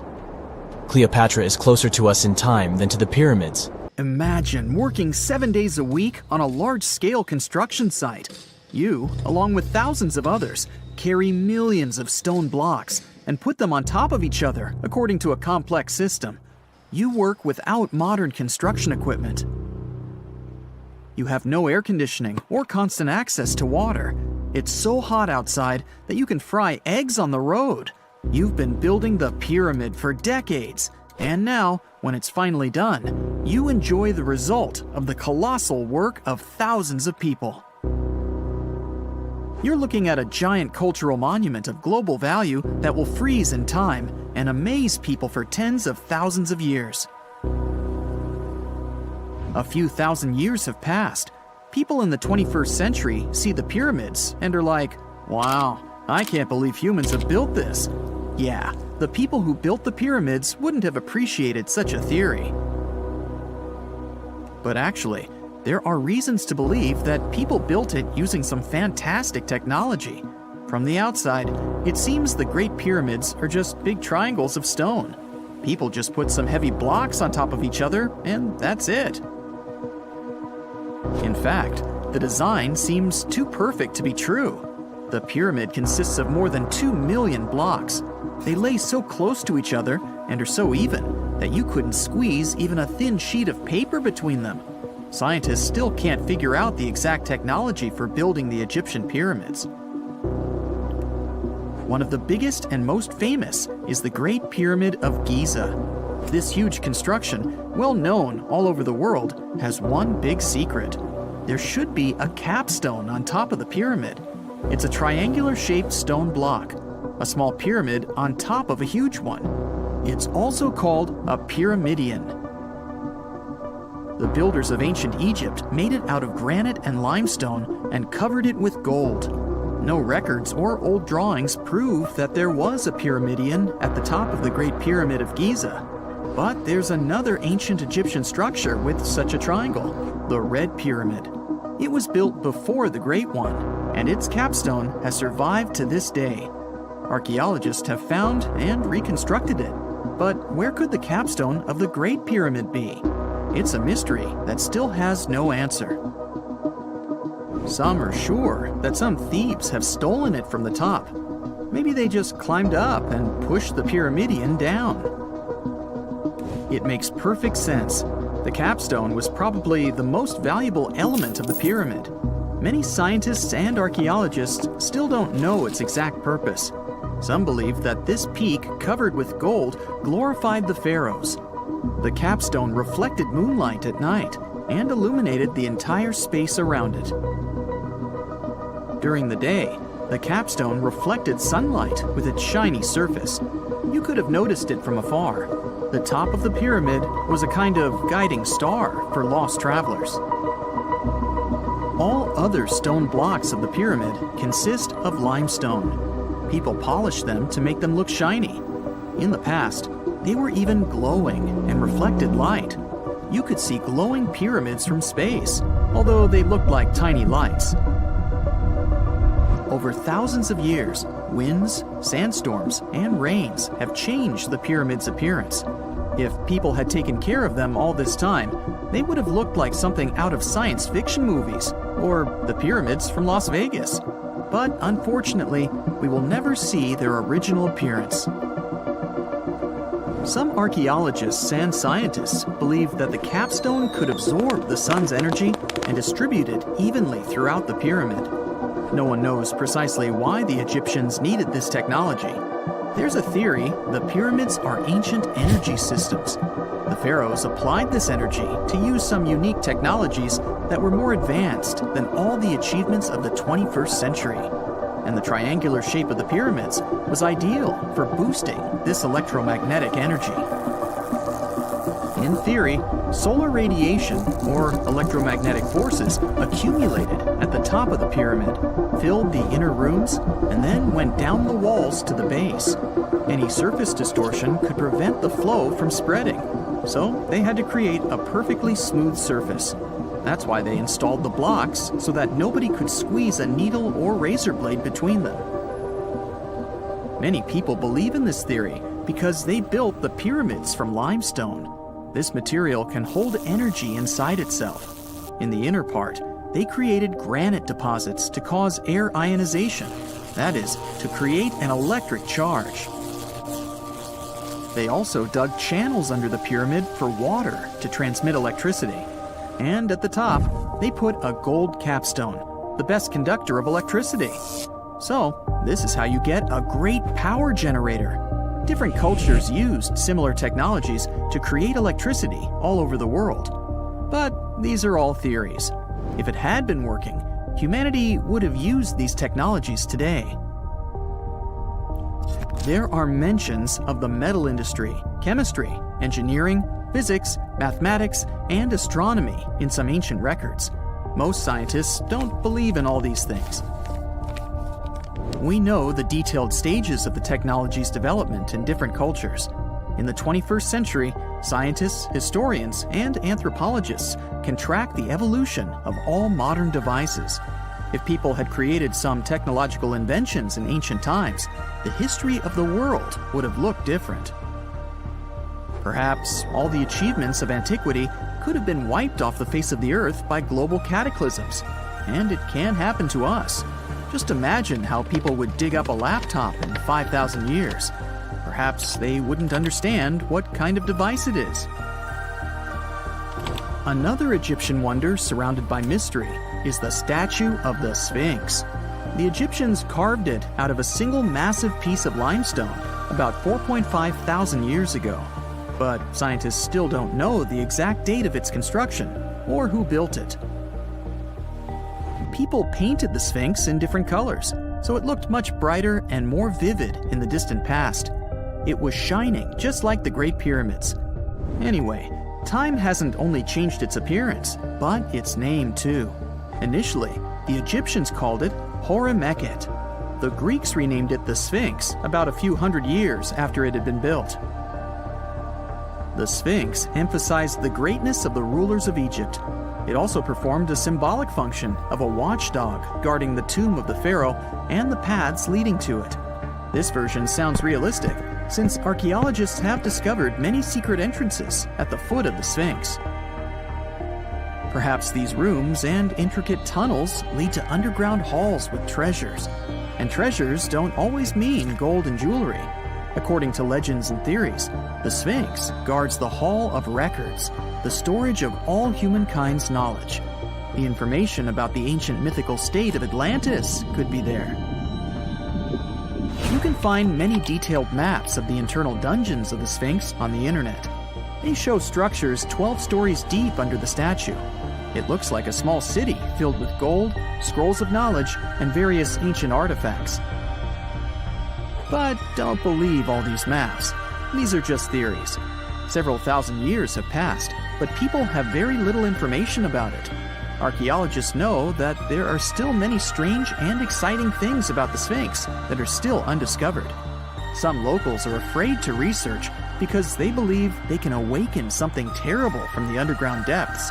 Therefore, it's mostly scientists from other countries who conduct the excavations. In 1998, scientists discovered strange tunnels leading to empty rooms under the Sphinx. They realized that some people tried to get there through tunnels in the past, and maybe those people took all the treasures that were there. One of the legends says that some powerful artifact lays beneath the Sphinx. Its technology can change the whole world, but the locals are hiding it because it can damage the planet. Some believe that you can find evidence of unknown technologies painted on the granite walls in the pharaohs' tombs. But most likely, these paintings and signs tell us the myths and legends of ancient Egypt. But what if Egyptian symbols and drawings are detailed instructions for using ancient technologies?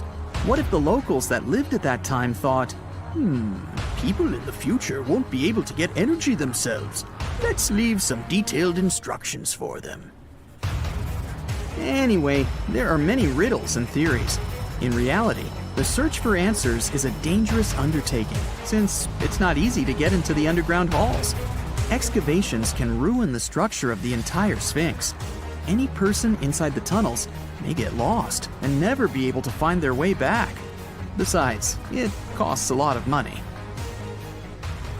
Now, what would be awesome is if people could invent some device that could scan underground areas and show their detailed models. Under the burning sun, among the sand dunes, somewhere in the Sahara Desert, you're walking in search of an ancient treasure. Finally, you find a strange rock in the sand. It's big, looks like a large piece of black coal or rock, but something shiny on its surface makes the rock unusual. This unique find is the oldest thing that has ever been discovered on our planet. This rock was born long before Earth appeared in outer space. The unusual meteorite was found in 2020 in a remote area of the Sahara Desert. Scientists have analyzed the isotopes of magnesium and aluminum on the stone's surface and found that its age is about 4.5 billion years. At the moment, this is the oldest sample of magma from space in history. It belongs to a small protoplanet that didn't have time to form completely. It happened a very long time ago when our solar system was forming. Many huge asteroids were floating in space. Some of them were formed into huge celestial bodies, which later became planets. The big rocky planets were absorbing the smaller ones. The rock was part of a little protoplanet that just began its formation, but another huge asteroid destroyed it. The planet shattered into billions of pieces. Some of them became part of other planets. Some flew outside the solar system, and one piece that had been wandering in space until our Earth was formed. After that, it hit the planet's atmosphere and fell into the territory now known as the Sahara Desert. The rock was discovered in 2020, but the erosion of extraterrestrial rocks shows that it could have fallen much earlier.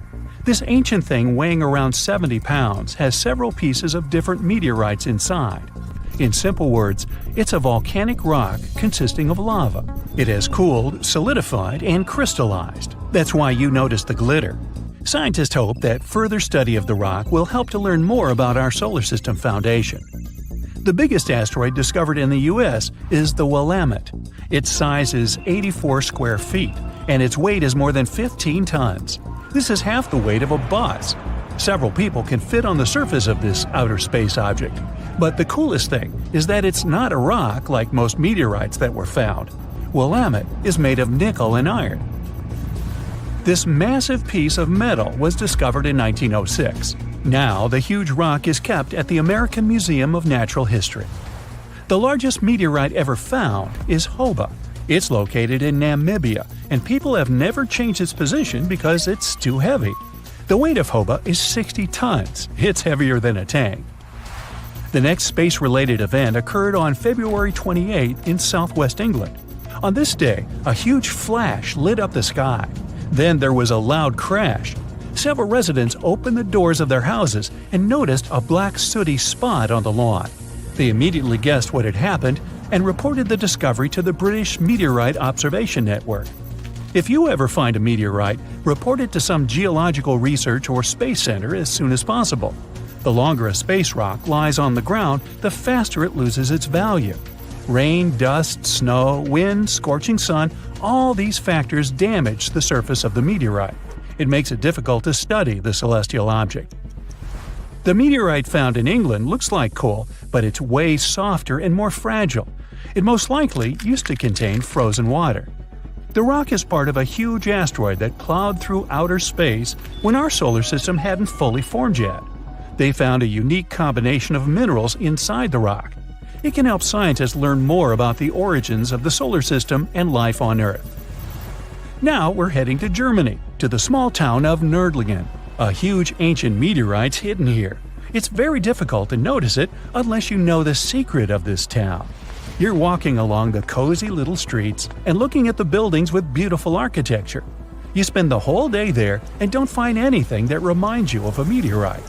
To solve the mystery, you need to get out of town. So you climb a high hill and see that the city is located inside a pit. For a long time, locals were sure the house was located in the crater of an extinct volcano. If you look at the houses from a certain angle, you may notice an unusual shining coming from them. In the middle of the 20th century, a group of geologists came here and immediately declared that the crater doesn't look like a volcanic one. The town was built on a huge crater left by a meteorite. The huge celestial body fell here about 15 million years ago. It was so hot that the carbon bubbles inside instantly turned into small diamonds. When people were building this city, they didn't know they were using expensive stones, since the diamonds were hardly visible. The locals never attached importance to the fact that the city walls shine unusually in the sun. Now they believe this place was built from diamonds that had fallen from the sky. Our next stop is in the UK again. This time the rocks are of an earthly origin. The famous Stonehenge. People place circles of rocks here in a certain order.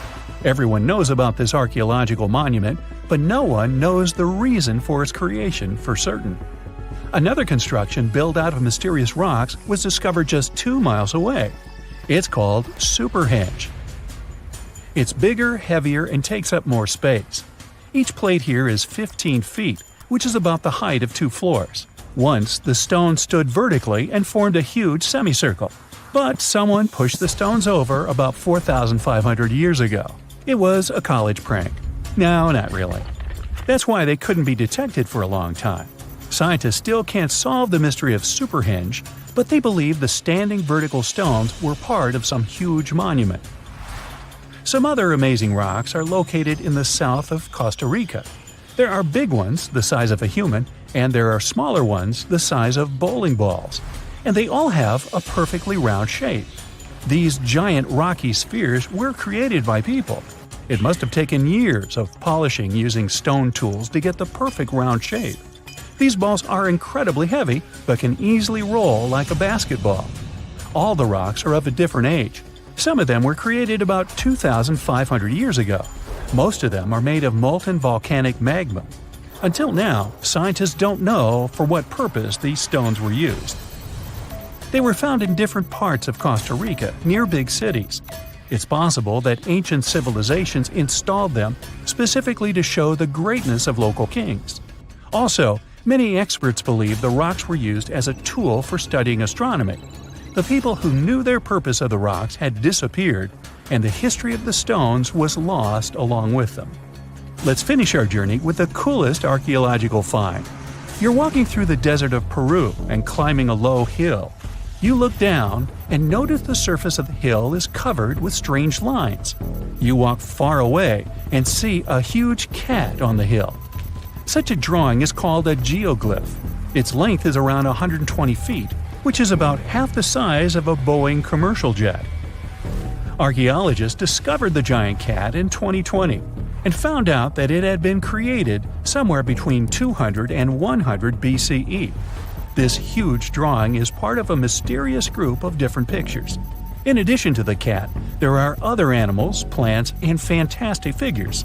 All of them were found in the desert of Peru. The kitten was found by chance. Archaeologists didn't see it at first because natural erosion on the hillside had almost erased the silhouette. You find yourself in Africa, land of unique wildlife, home to a great variety of cultures and languages, and, first and foremost, host to the world's largest hot desert, the Sahara. It's daytime, and you are thirsty for some water and shade. You've been walking for days, trying to find one of those precious-looking oases. You feel you're near, but the horizon just keeps stretching and stretching. Your mind is tired, and your body is feeling all the heat. It's like you've eaten a full plate of hot pepper and then some more, judging by how much you're sweating. And when I say hot, think 100 degrees Fahrenheit hot, on average. No wonder this is happening. After all, you find yourself in the world's biggest hot desert. Now, I say hot desert since the biggest deserted landscapes are actually the cold ones, located in Antarctica and the Arctic. Icy Antarctica's frozen desert is more or less the size of 1 million LAXs. Yep, the Los Angeles International Airport. The Arctic Desert is just a bit smaller than that. Now, in case you don't know, the Sahara Desert is located in northern Africa, stretching from the Atlantic Ocean all the way over to the Red Sea.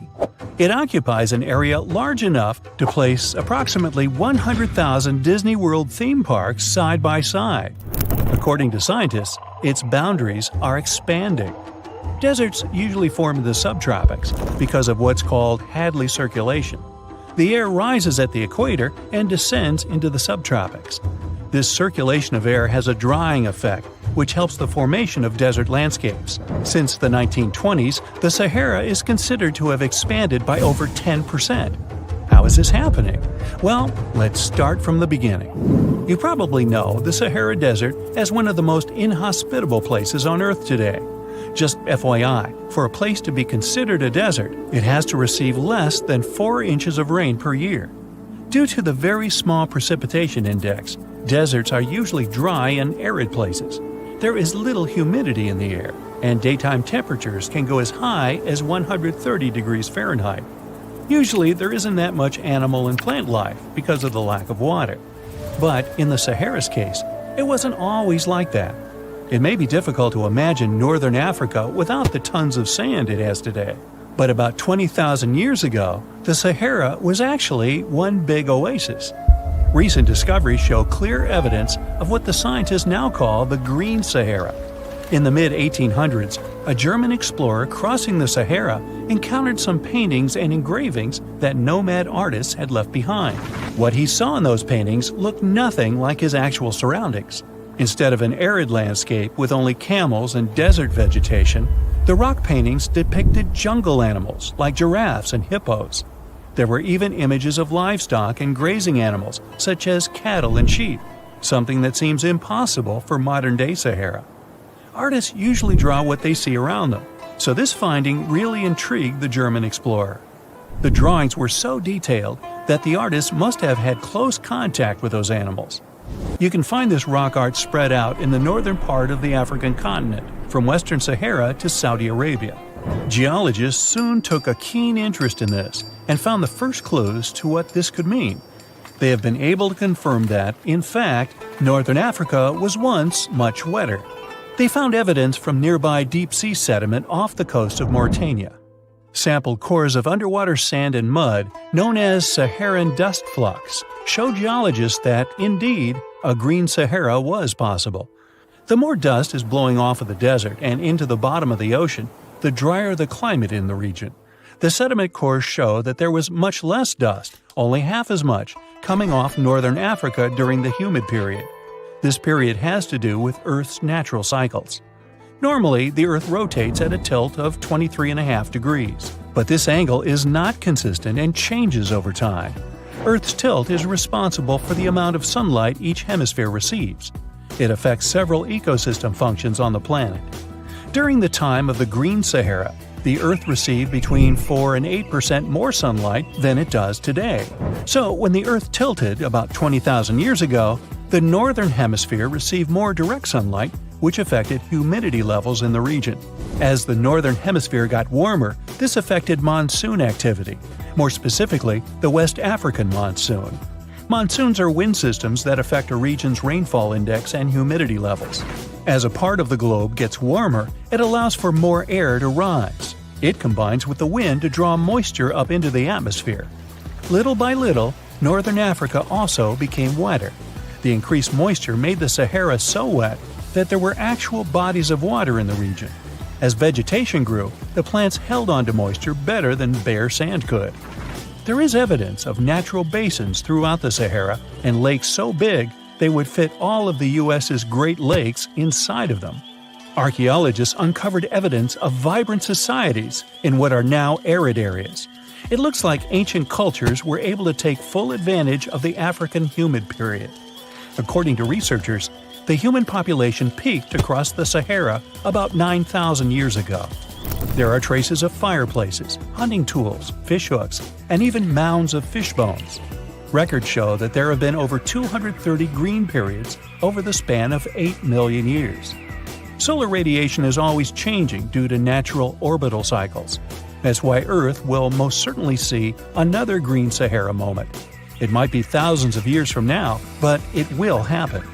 The same way the Sahara turns green, it turns yellow again. Let's put it like that. All it takes is a significant axial tilt and a few years of readjusting. However, another phenomenon is calling the attention of scientists now. Recent studies by the National Science Foundation from the University of Maryland show the Sahara has expanded 10% over the past 90 years. This phenomenon is called desertification, which literally means fertile land turning into desert land. The Sahara Desert is now advancing into the semi-arid region of Sahel. In 1950, this region was home to 31 million people. Today, its population is over 100 million people. This rapid population growth has largely contributed to the Sahara's expansion. Farmers that were once nomads began settling down. Land usage grew more intense, aiding in weakening the soil. The demand for food has caused an overcropping of the land, so even more of it is turning into the desert now. The study also shows that natural climate cycles can affect rainfall in the Sahara and the Sahel. Scientists affirm that all deserts fluctuate, not only the Sahara. A desert's boundary may expand in the dry winter and contract during the wetter summer. South of the Sahara lies the Chad Basin. It is a natural body of water that now serves as an indicator of the Sahara's expansion. The Chad Basin is located in the region where the Sahara is advancing southward. An atmospheric and ocean expert from the University of Maryland explains that rainfall has reduced greatly in the entire region. Due to reduced rainfalls, there is less water across the entire basin, and even Chad Lake is drying out. Just like the Sahara, the Atacama Desert in Chile, deemed the world's driest, is also expanding. It is located north of the city of Santiago, and its southern border is expanding toward the Chilean capital. Because the climate is getting drier and drier here, the city of Santiago risks turning into an arid or semi-arid region itself. The once fertile valleys of local rivers that lived on agriculture and livestock for many generations are losing their revenues as Chilean land is turning into a desert.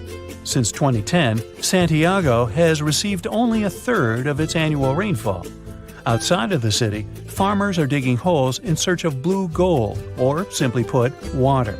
The situation here is very similar to that of Sahel. So tell me this, were you as surprised as I was to find out what has been happening in the Sahara region? Feel free to share in the comments below. Mirror check. You've got your beige parka on, your chisel is packed, and your overnight plane ride to Saudi Arabia is booked. You know what this means, right? Unfortunately, you weren't cast in the remake of Dune. It just means that you're ready to go explore the world's largest desert areas in the hopes of uncovering prehistoric secrets about our ancestors. Let's get one thing straight.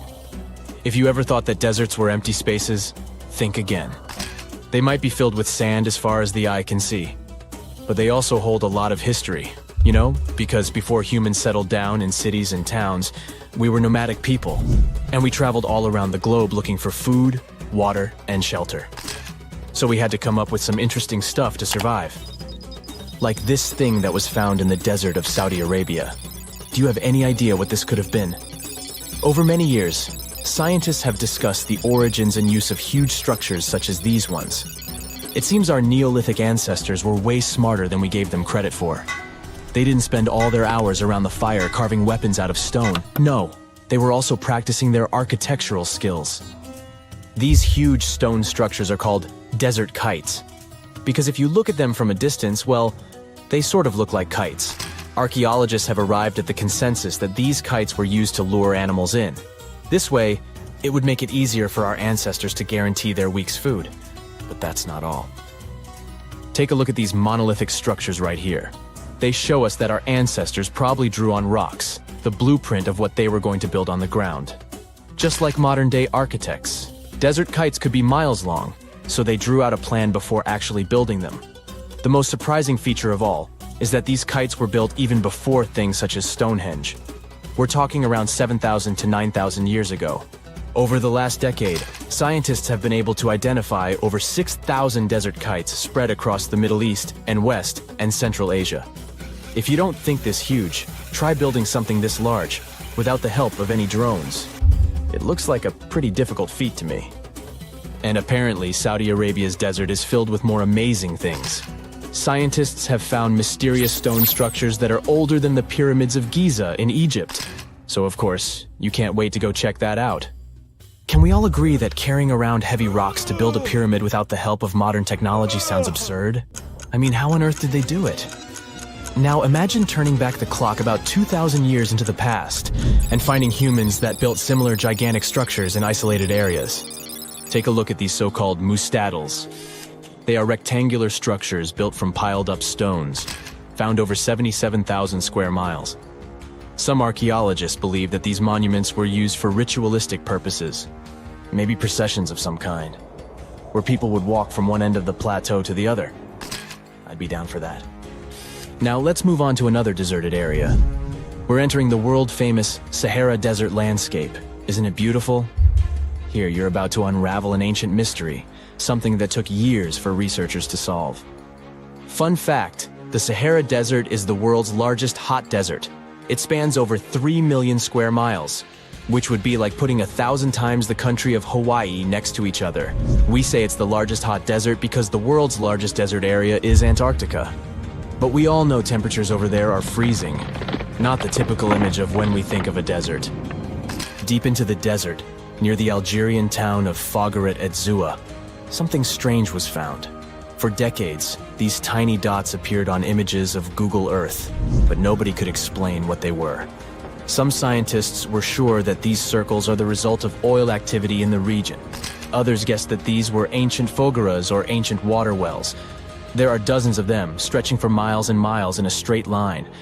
The strange thing is that they are always far away from any town, road, or human activity in general. So what was or is their purpose? If you had to take a guess, what would you say? Remember we talked about how our ancestors had to be creative in order to survive in the desert? Let's try to walk in their shoes for a minute. Imagine you're a nomadic hunter-gatherer living in a desert area. You spend your days basking in the hot sun, trying to count all the grains of sand around you. But you also need to eat and drink water. But how on earth do you get water in a desert? Sure, you can hope to keep running into oasis every week or so, but that seems a bit risky, doesn't it? That's why North African people invented the so-called fogaras. The fogaras are a 2,500-year-old irrigation system. Locals would dig deep wells in elevated areas, wells deep enough to tap into underground water. Then, they would dig parallel shafts at regular distances. This way, the water would flow from the main well down into all the shafts and irrigate entire areas. Travelers could stop by the shafts and quench their thirst. They could also raise livestock and tend to crops. Pretty clever, huh? As much as these holes did look like fogaras, a little bit of research would show you that they're not. You see, these shafts were built in a line, and not in a circular shape like the ones we're looking at now. So maybe it has something to do with the second option? Maybe these desert holes were related to oil activity in the region? Let's have a look at the holes up close and personal. From Google Earth, they don't seem that big, but in real life, they are huge craters. The tip to uncovering what they are is hidden beneath the sand. If you were one of the researchers originally uncovering the truth behind this mystery, you would have found something unique hidden in the sand. Old dynamites and vintage sardine cans. Putting the pieces of the puzzle together, scientists found that these sardine cans were a model from the 1950s and 1960s. It seems that entire teams from that decade would camp out while they surveyed the area for oil. And what about the dynamites? These were used for seismic surveying. This is an old technique, used to identify if there is oil and gas beneath the Earth's surface. Still in North Africa, you find out about another desert mystery worth exploring. Near the city of Tiaret, southwest of Algeria's capital, one runs into 13 peculiar monuments. These structures are also called jadars, and yes, I am aware of how much that may sound like a Star Wars reference. They are pyramid-like in their shapes, and as far as scientists know, they were used as final resting places for the people who lived in the region. Can you guess who these were? Most likely the Berber nomads. And since we're talking about ancient stuff, they were probably built between the 4th and 7th centuries CE. Once scientists began to explore the insides of these monuments, they found they were pretty big inside. They found large underground vaults, chambers, and labyrinth-like corridors that gave way to over 20 compartments. It could take you up to 2 hours to walk around in them, and apparently our ancestors also used its walls to depict images of animals and hunting scenes. There's no definite proof of what these jadars were used for, though. This is so neat, huh? I'm sure that our world's desert is filled with many more mysterious things for us to unravel. I guess I'll see you next time so that we can continue our... We've all heard of the Sahara. Sure you have. It's the largest hot desert on the planet. A sea of sand covering an area larger than the contiguous United States. But have you ever wondered what lies beneath the sand dunes? To answer this question, we must travel deep into the past of our blue planet. Up until some 6,000 years ago, the Sahara was grassland. Humans were around at this time, not me, spreading agriculture around the planet. In the north of Africa, the color green dominated. Plenty of rainfall meant that there were lakes, rivers, pastures, and even forests. A completely different image of the Sahara from the barren landscape of today.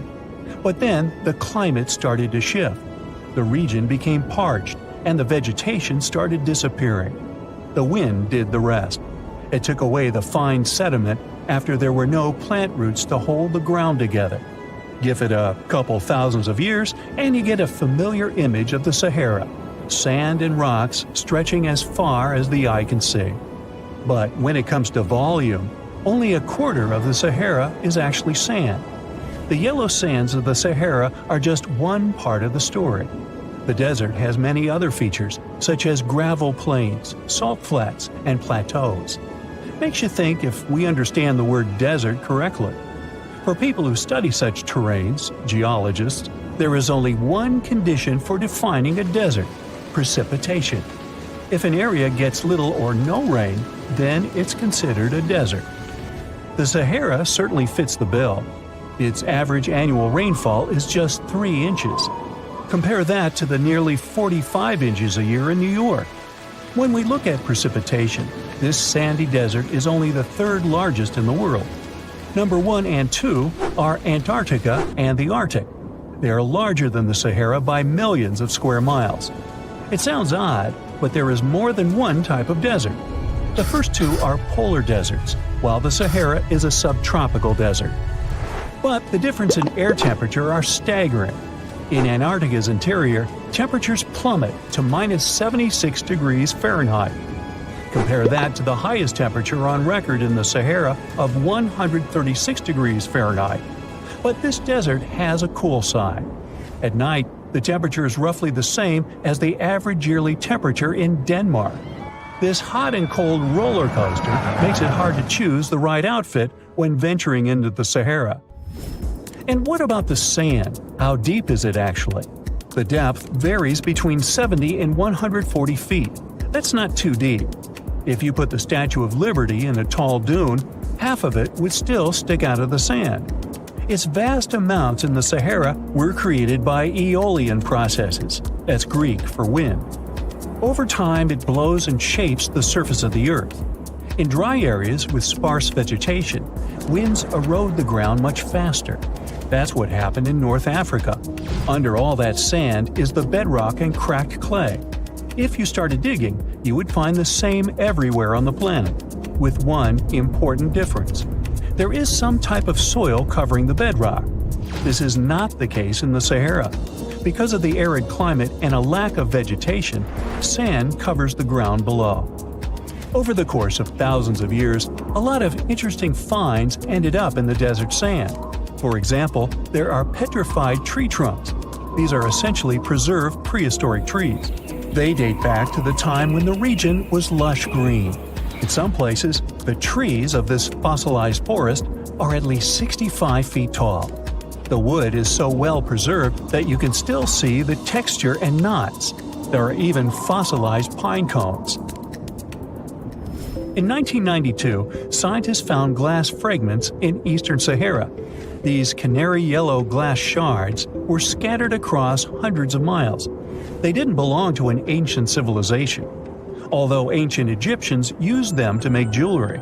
In fact, the breastplate of King Tut had a beautiful scarab beetle centerpiece made from this desert glass. For a long time, scientists were puzzled about the true origins of these fragments. They finally concluded that the glass was around 29 million years old. It is an impact tape. If that sounds like it has something to do with the word impact, you are correct. These rocks are formed when a meteorite hits the surface of the Earth. This generates a lot of heat. Scientists estimate that the temperature needed to melt this mineral was close to 3,000 degrees Fahrenheit. Apart from the regular fine-grained sand, we also have melted sand in the Sahara.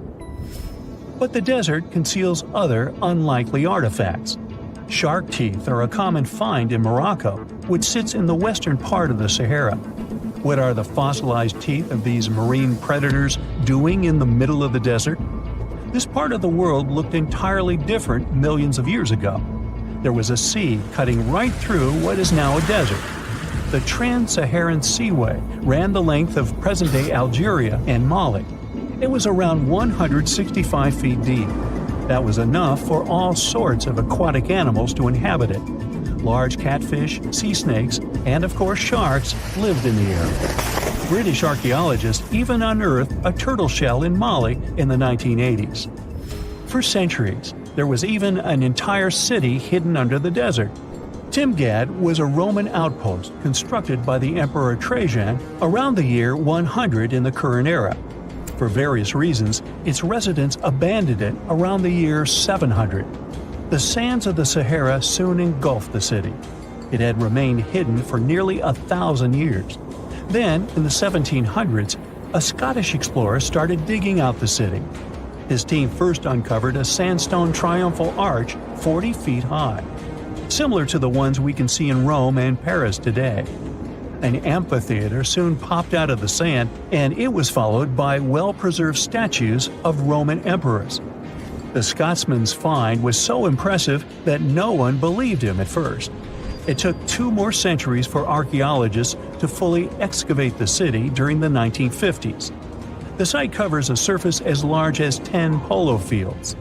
The ruins reveal the full mastery of Roman city planning. All the streets meet at a right angle in what is known as an orthogonal grid. You can find the same layout in modern cities such as New York. Historians estimate that during its heyday, 10,000 people called Timgad home. Different nationalities lived here, from Romans to people of African descent. Today, more than 2.5 million people live in and around the Sahara. They are spread across 11 countries in total, and their living space is growing. The desert is 10% larger than it was just a century ago. This process doesn't involve sand pouring out of the Sahara. The ecosystems on the edges of the desert simply change over time. The wind blows the soil away and vegetation dwindles, the perfect conditions for the formation of a desert landscape. These changes are happening in the Sahel, a region south of the Sahara Desert. That's why the African countries have recently come together for a project called the Great Green Wall. The primary goal is to stop the desertification of the Sahel and hold back the sands of the Sahara. Their plan is ambitious and involves planting a wall of trees from the west to the east of the African continent. The proposed forest is not only going to be long, but wide as well. The Sahara and the Sahel share a historic bond. Since antiquity, camel caravans have been making the journey from Africa's Mediterranean coast in the north to the savannas in the south. The golden age of this trade kicked off in the 9th century. The perilous journey took several months to complete. The route was 2.5 times longer than the length of the Grand Canyon. Explorers still find evidence of these ancient caravans hidden away under the sands of the Sahara.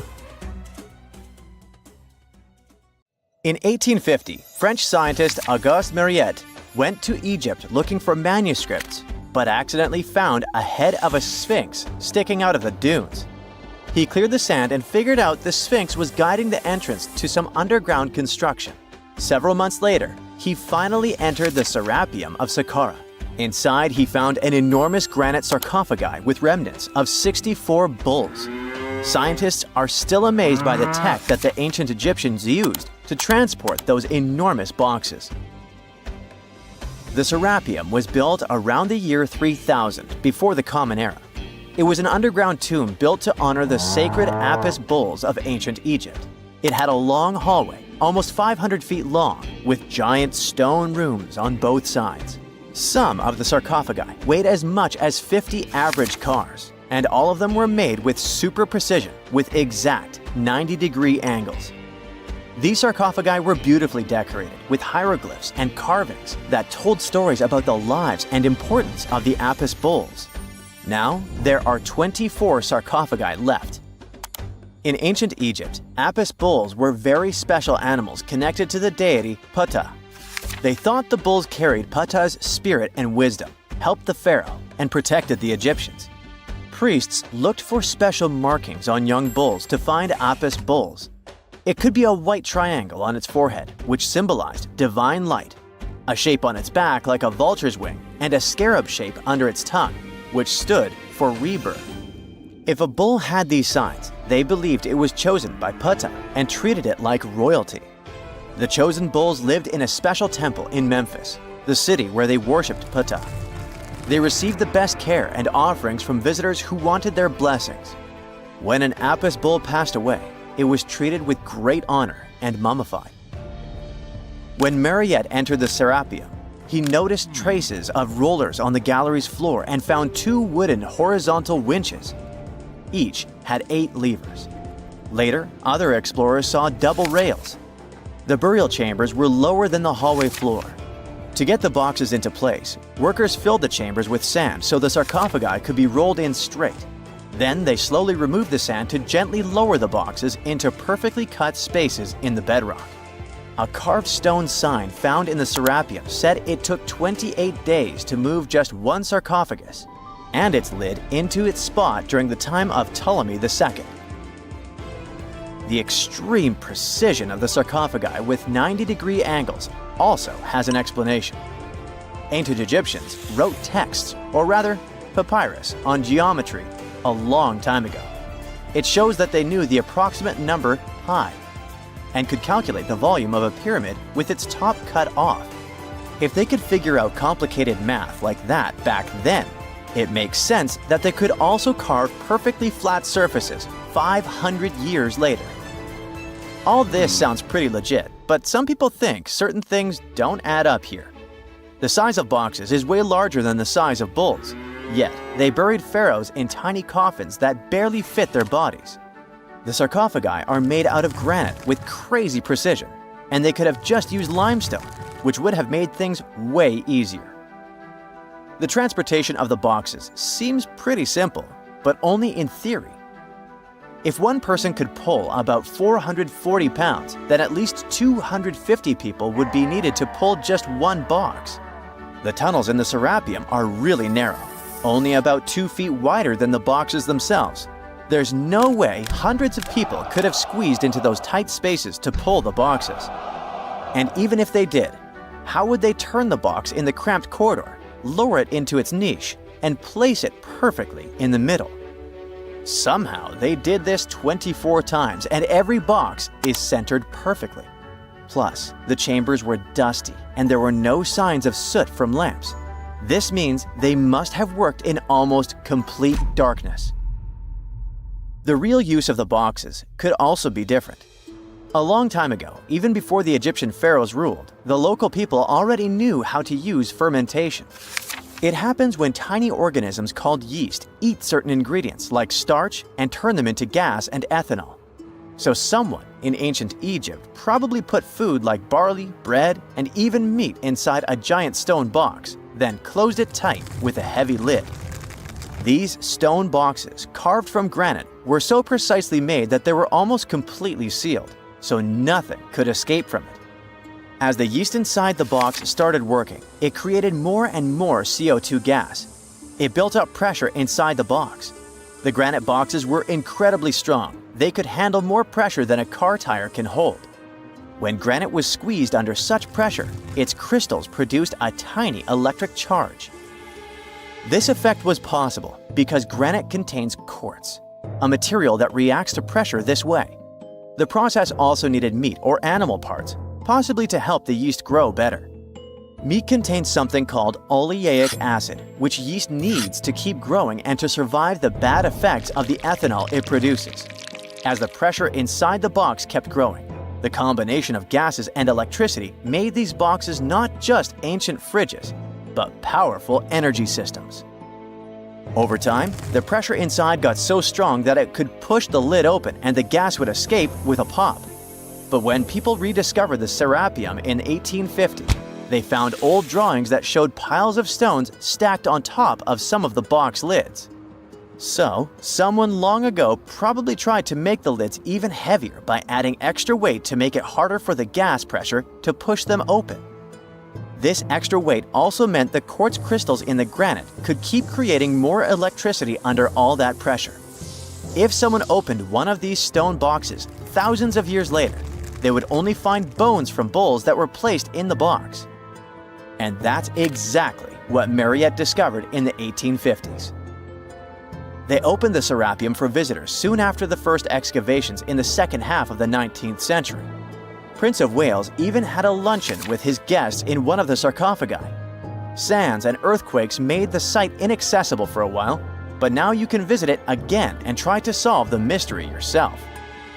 With new tech, we could have answers to many other historical mysteries soon. A team of scientists at Chicago's Field Museum of Natural History recently used a special CT scanner to learn more about ancient Egyptian mummies without unwrapping them. They gently rolled 26 mummies on custom carts out to the parking lot, where the scanner was waiting. It took thousands of detailed X-ray pictures of each mummy and their coffins. When all the pictures were put together, they created 3D images that showed what was inside, the skeletons, and some artifacts. The scientists hope these images will help them understand ancient Egyptian burial practices from over 3,000 years ago. Even though the scanning process only took 4 days, it might take 3 years to study all the data. But scientists were able to learn some personal details about the mummies. One of the most popular mummified individuals at the museum, Lady Chineta, was a woman who lived in ancient Egypt about 3,000 years ago. It looks like she passed away in her late 30s or early 40s. To make sure her body looked complete for the afterlife, embalmers put stuffing in her neck to keep it from collapsing. They also placed artificial eyes in her sockets so she would have eyes in the next world. She was wrapped in fancy linen and placed in a beautifully decorated coffin. The scans revealed that it had been carefully crafted with a slit at the back, which embalmers used to fit the body. There were also some artistic details on the surface, like markings for her knees. It looks like her burial was on the scale of a high-end luxury car. I bet you've never heard of the legendary oasis of Zerzura. This ancient city is said to be hidden somewhere deep in the Sahara Desert, and its discovery could mean unimaginable riches and untold secrets. According to an anonymous 15th century Arabic guide, the key to unlocking the city lies in the beak of a bird carved on the city gate. Zerzura might not be as popular as Machu Picchu or the pyramids, but that just makes it more mysterious. Legend has it that Zerzura is built around this big oasis somewhere in the desert west of the Nile. Apparently, it's made out of white stone and has all these luxurious houses and gold decorations. The story goes that a scribe wrote down the account of a traveler who stumbled upon Zerzura while looking for his lost camel. At one point in his journey, the man got caught up in a sandstorm, where he got separated from the rest of his group. The traveler kept wandering in the desert for days, and then, out of nowhere, 2 men showed up and guided him to the city of Zerzura. The traveler described this city as an oasis filled with little birds and made out of pure white stonework. The city is also said to be guarded by giants. In 1835, an English Egyptologist named John Gardner Wilkinson mentioned the city in one of his books. He spoke to a man from Egypt who found the city by accident after days of wandering through the desert. He mentioned some ruins, unusual stonework, and a large oasis surrounded by palm trees. The man even gave some instructions on how the city could be found, indicating that it might be in the western desert of Egypt. But here's the kicker. Even though a group of explorers went out to find Zerzura, they didn't succeed. At the same time, they did stumble upon a bunch of previously unknown oases. In the early 1900s, numerous expeditions were sent to find the city, including one with a fleet of Ford Model A trucks. But, alas, none were successful. Others say Zerzura did exist at one point, but not anymore. It's possible it was swallowed by the desert. It's believed that back in the day, the Sahara Desert was actually green. Scientists even found traces of ancient rivers that flowed through the area 100,000 years ago, creating green corridors across the desert. But Zerzura might have never been real to begin with. Maybe it only existed in the minds of people, a figment of their imagination as they were struggling in the African desert. For thousands of years, people have been obsessed with the hunt for another lost city, Atlantis. But if this place really existed, where on Earth, or under the sea, could it be? According to Plato, Atlantis was an actual place, and it was supposedly located somewhere in the Atlantic Ocean, near the Strait of Gibraltar.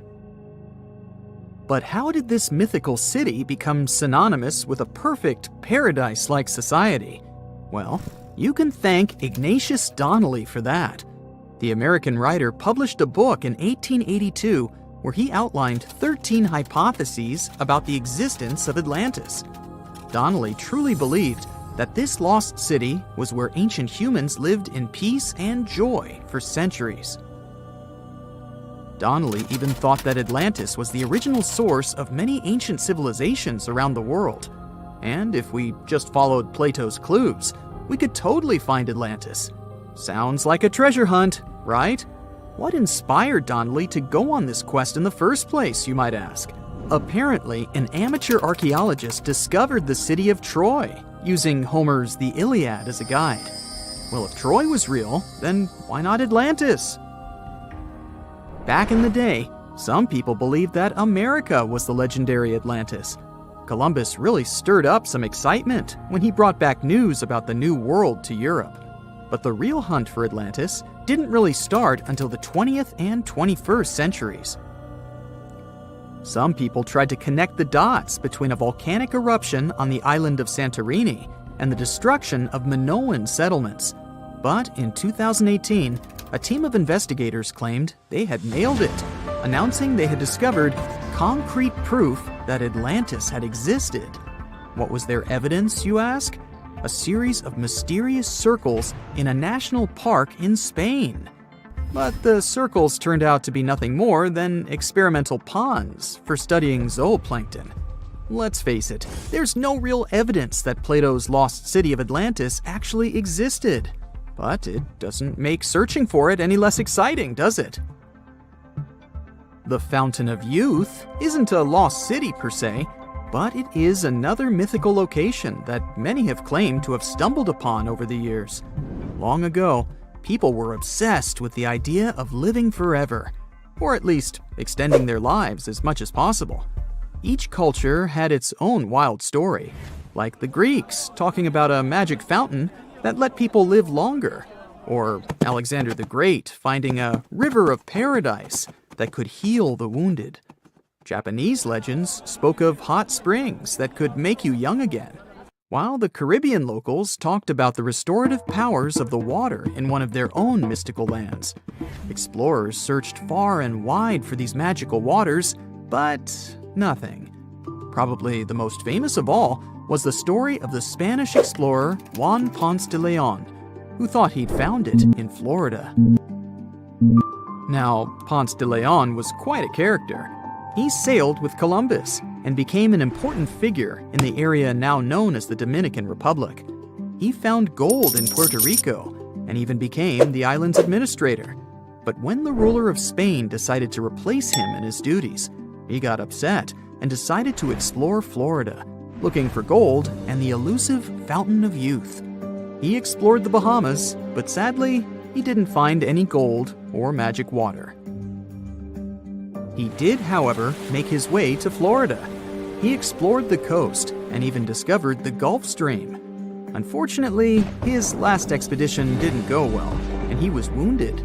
But the legend of him searching for the Fountain of Youth lived on. Even though historians don't think he was really looking for the Fountain of Youth, thousands of people visit the Fountain of Youth Archaeological Park every year to try the sulfur-smelling water. It's the oldest attraction in Florida, which has been around since the 17th century. Some say the water has unusual properties, but I'll leave that up to you to decide after you visit this place. Norse mythology has its own mysterious land called Thule. It's said to be somewhere between Scandinavia and Iceland, where the sun barely shines and the cold bites hard. The folks there survive on a diet of millet, herbs, fruits, and roots, washed down with a grain and honey brew. As for its exact location, scholars can't seem to agree on it to this day. The legendary ancient Greek explorer Pytheas was said to be the first to stumble upon Thule during his quest for tin mines. He sailed his way up north, passing by Scotland, and after 6 long days of sailing, he reached Thule. The people there, according to Pytheas, were quite primitive, but that's no surprise since they were just simple farmers living off the land. They showed Pytheas where the sun set on the shortest day of the year.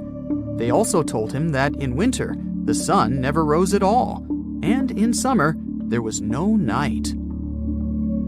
For many years, historians have been debating the true identity of this mythical land of Thule. Some say it's Iceland, while others claim it's Norway. A little bit of progress has been made recently with the help of a team of researchers. If their findings are correct, Thule might be the elusive island of Smola. That's farther south than any of the Norwegian islands that were on the list of contenders. It may be too soon to celebrate, but it does look like Thule has finally been found. Can you tell me what date it is today? Piece of cake. You just look at your smartphone and voila, you immediately know the day, month, and year. But was it always this easy to tell the date? Did the ancient people even have the concept of a year that lasts 365 days? Yes and no. Mayan calendars had cycles. That's close to what we call a year. But the Mayan cycle was much longer, 819 days. And this is where the mystery begins. 819 days compared to what? When does this calendar begin, and when does it end? Scientists were asking themselves this question for decades. They discovered and deciphered the Mayan calendar during the 1940s. Recently, 2 American scientists, John Linden and Victoria Bricker, came forward with a solution.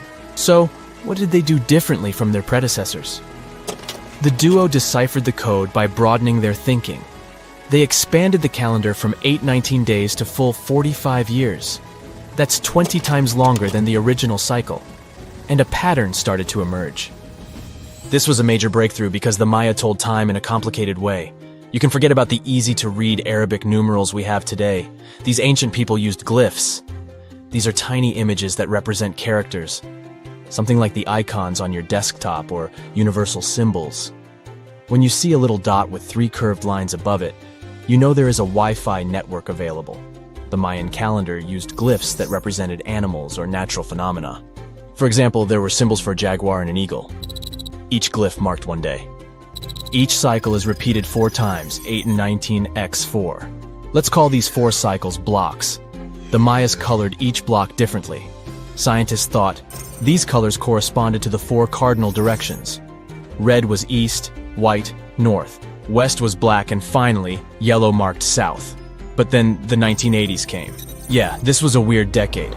The calculations were all wrong. Researchers determined that the colors were associated with the position of the sun in the sky. It turned out that the color yellow represented the highest point of the sun, which is called a zenith. White was the lowest point, called the nadir. It seems that the calendar showed just how good the ancient Mayas were at astronomy. This is most evident at Chichen Itza. This principal Mayan city is located on the Yucatan Peninsula, Mexico. There stands an impressive step pyramid.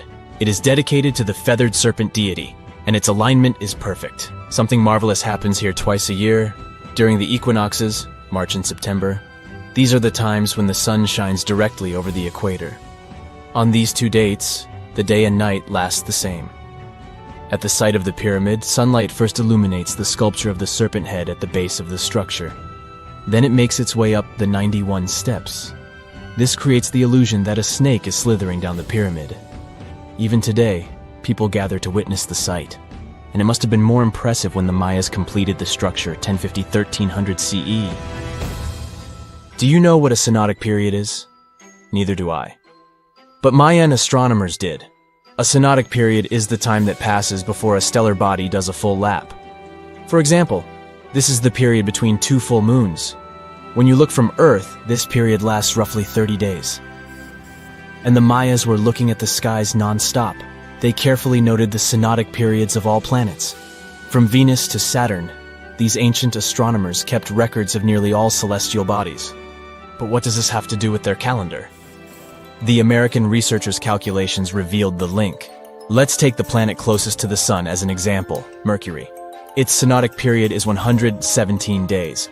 Multiply that by 7 and you get which number? Exactly 8 to 19, when 17 x 7 equals sign 819. Coincidence? Definitely not. Because synodic periods of other planets also neatly match the magical figure 819. But this is not visible from a single Mayan cycle. Scientists had to expand it several times to discover the pattern. There is a reason why no one could decipher the code for so long. They were focused on a single planet. The trick was to add the Mayan calculation for all the planets. Researchers just needed to see the bigger picture. This brings us to the year 2012. Can you remember that some people thought that the world would end on December 21st? That turned out to be a bust. We are alive and well now. But what started this false rumor? The Mayan calendar, of course. You see, these ancient people based their calendar on long periods of all the planets. That included a lot of complicated math and a lot of multiplying. This 2012 was simply the time when their cycle ended. It is known as the long count. This period is the same as our year. For the Mayas, 2012 was something like the 31st of December for us. Just an end of a cycle in which they measured time, so there was no need to panic. Those New Year's Eve parties might be a bit wild, but the world doesn't end on January 1st. The Mayas stretched more than their calendar.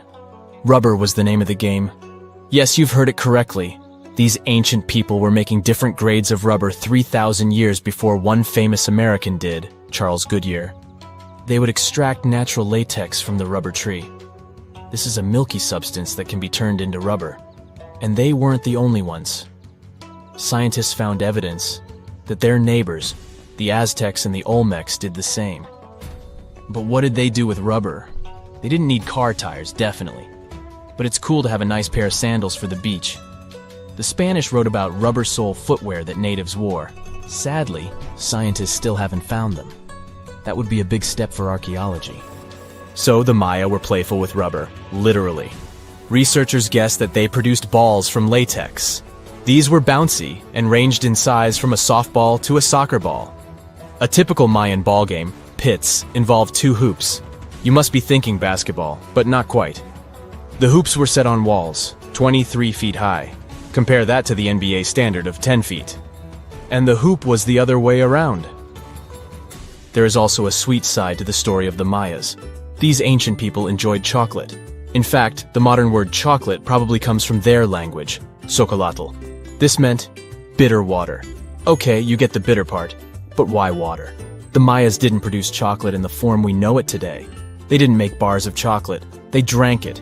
Smashed cocoa beans made for excellent drinks. The Mayas perfected the mixture over time and even added spices.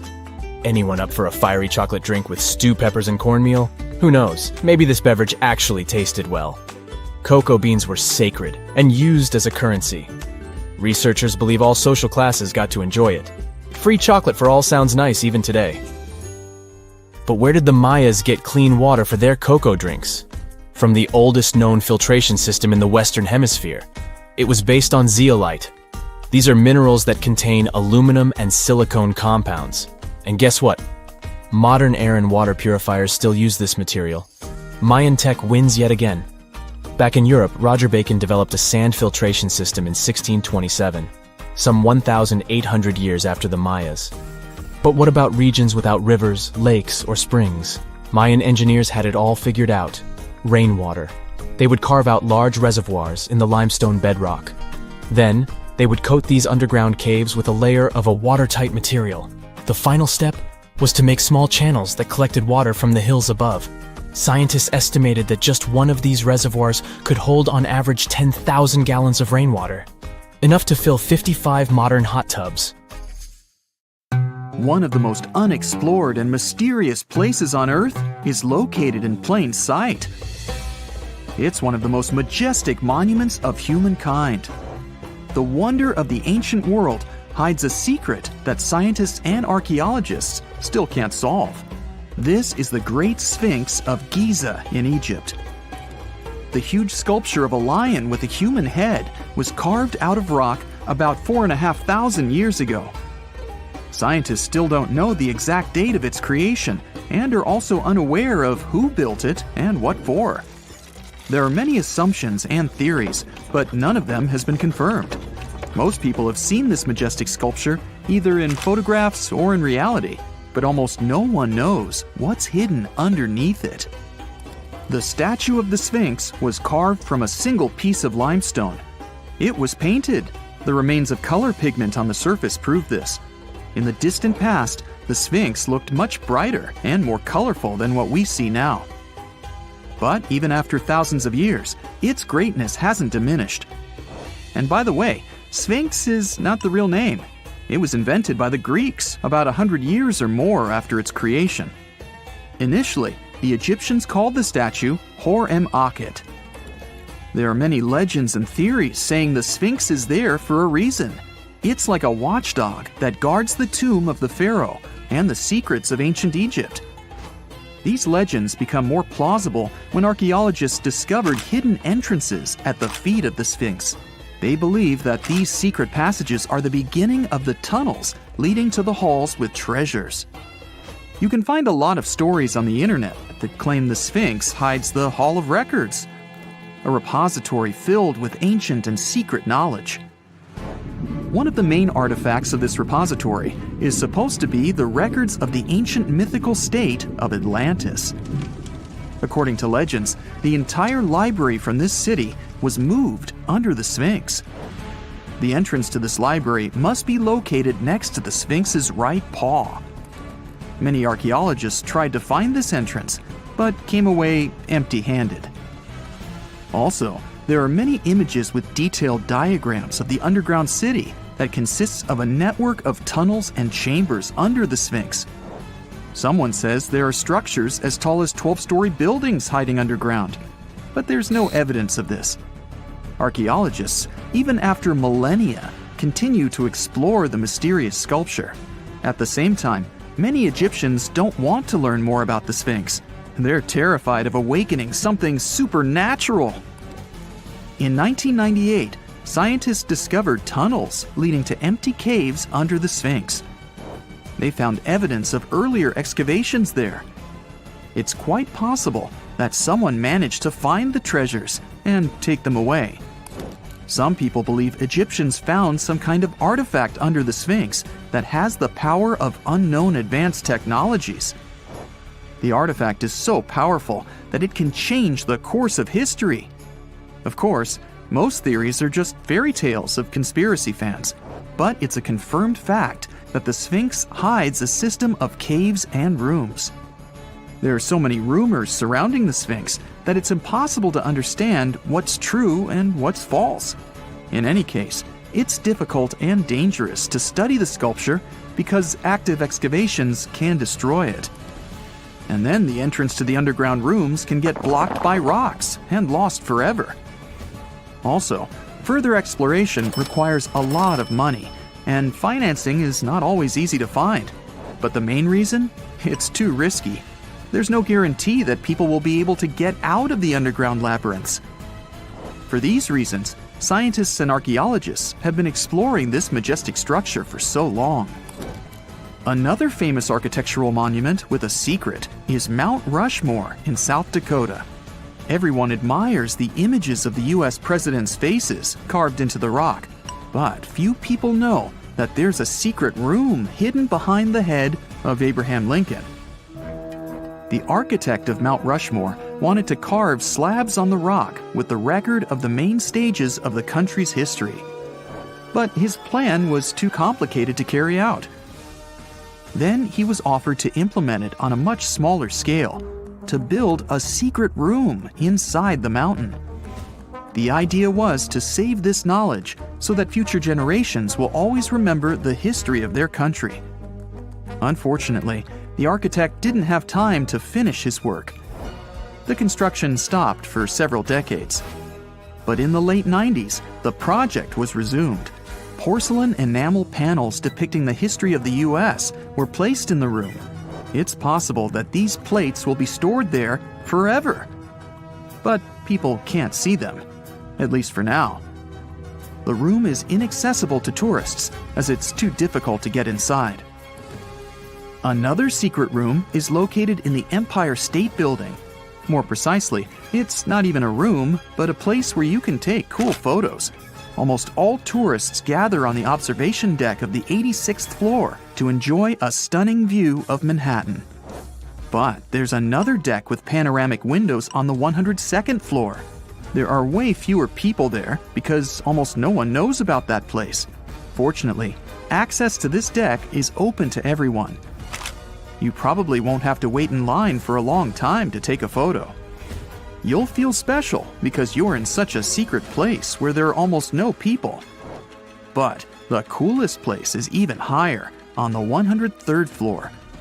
This is a spacious observation deck where celebrities get their photographs taken. It's not a public place, but if you know the right people, you can get there. There are almost no security measures on the site. Only a low ledge between you and an abyss. That's why crowds of people are forbidden from coming here. It's not so easy to get there, and you're unlikely to succeed without a guide. First, you need to choose the right elevator that will take you there. Then you'll go through several engineering rooms filled with pipes, electrical panels, and other technical stuff. The final part of your way is a set of stairs inside a tiny corridor. And here you are, at the top of New York. Now we're in Paris.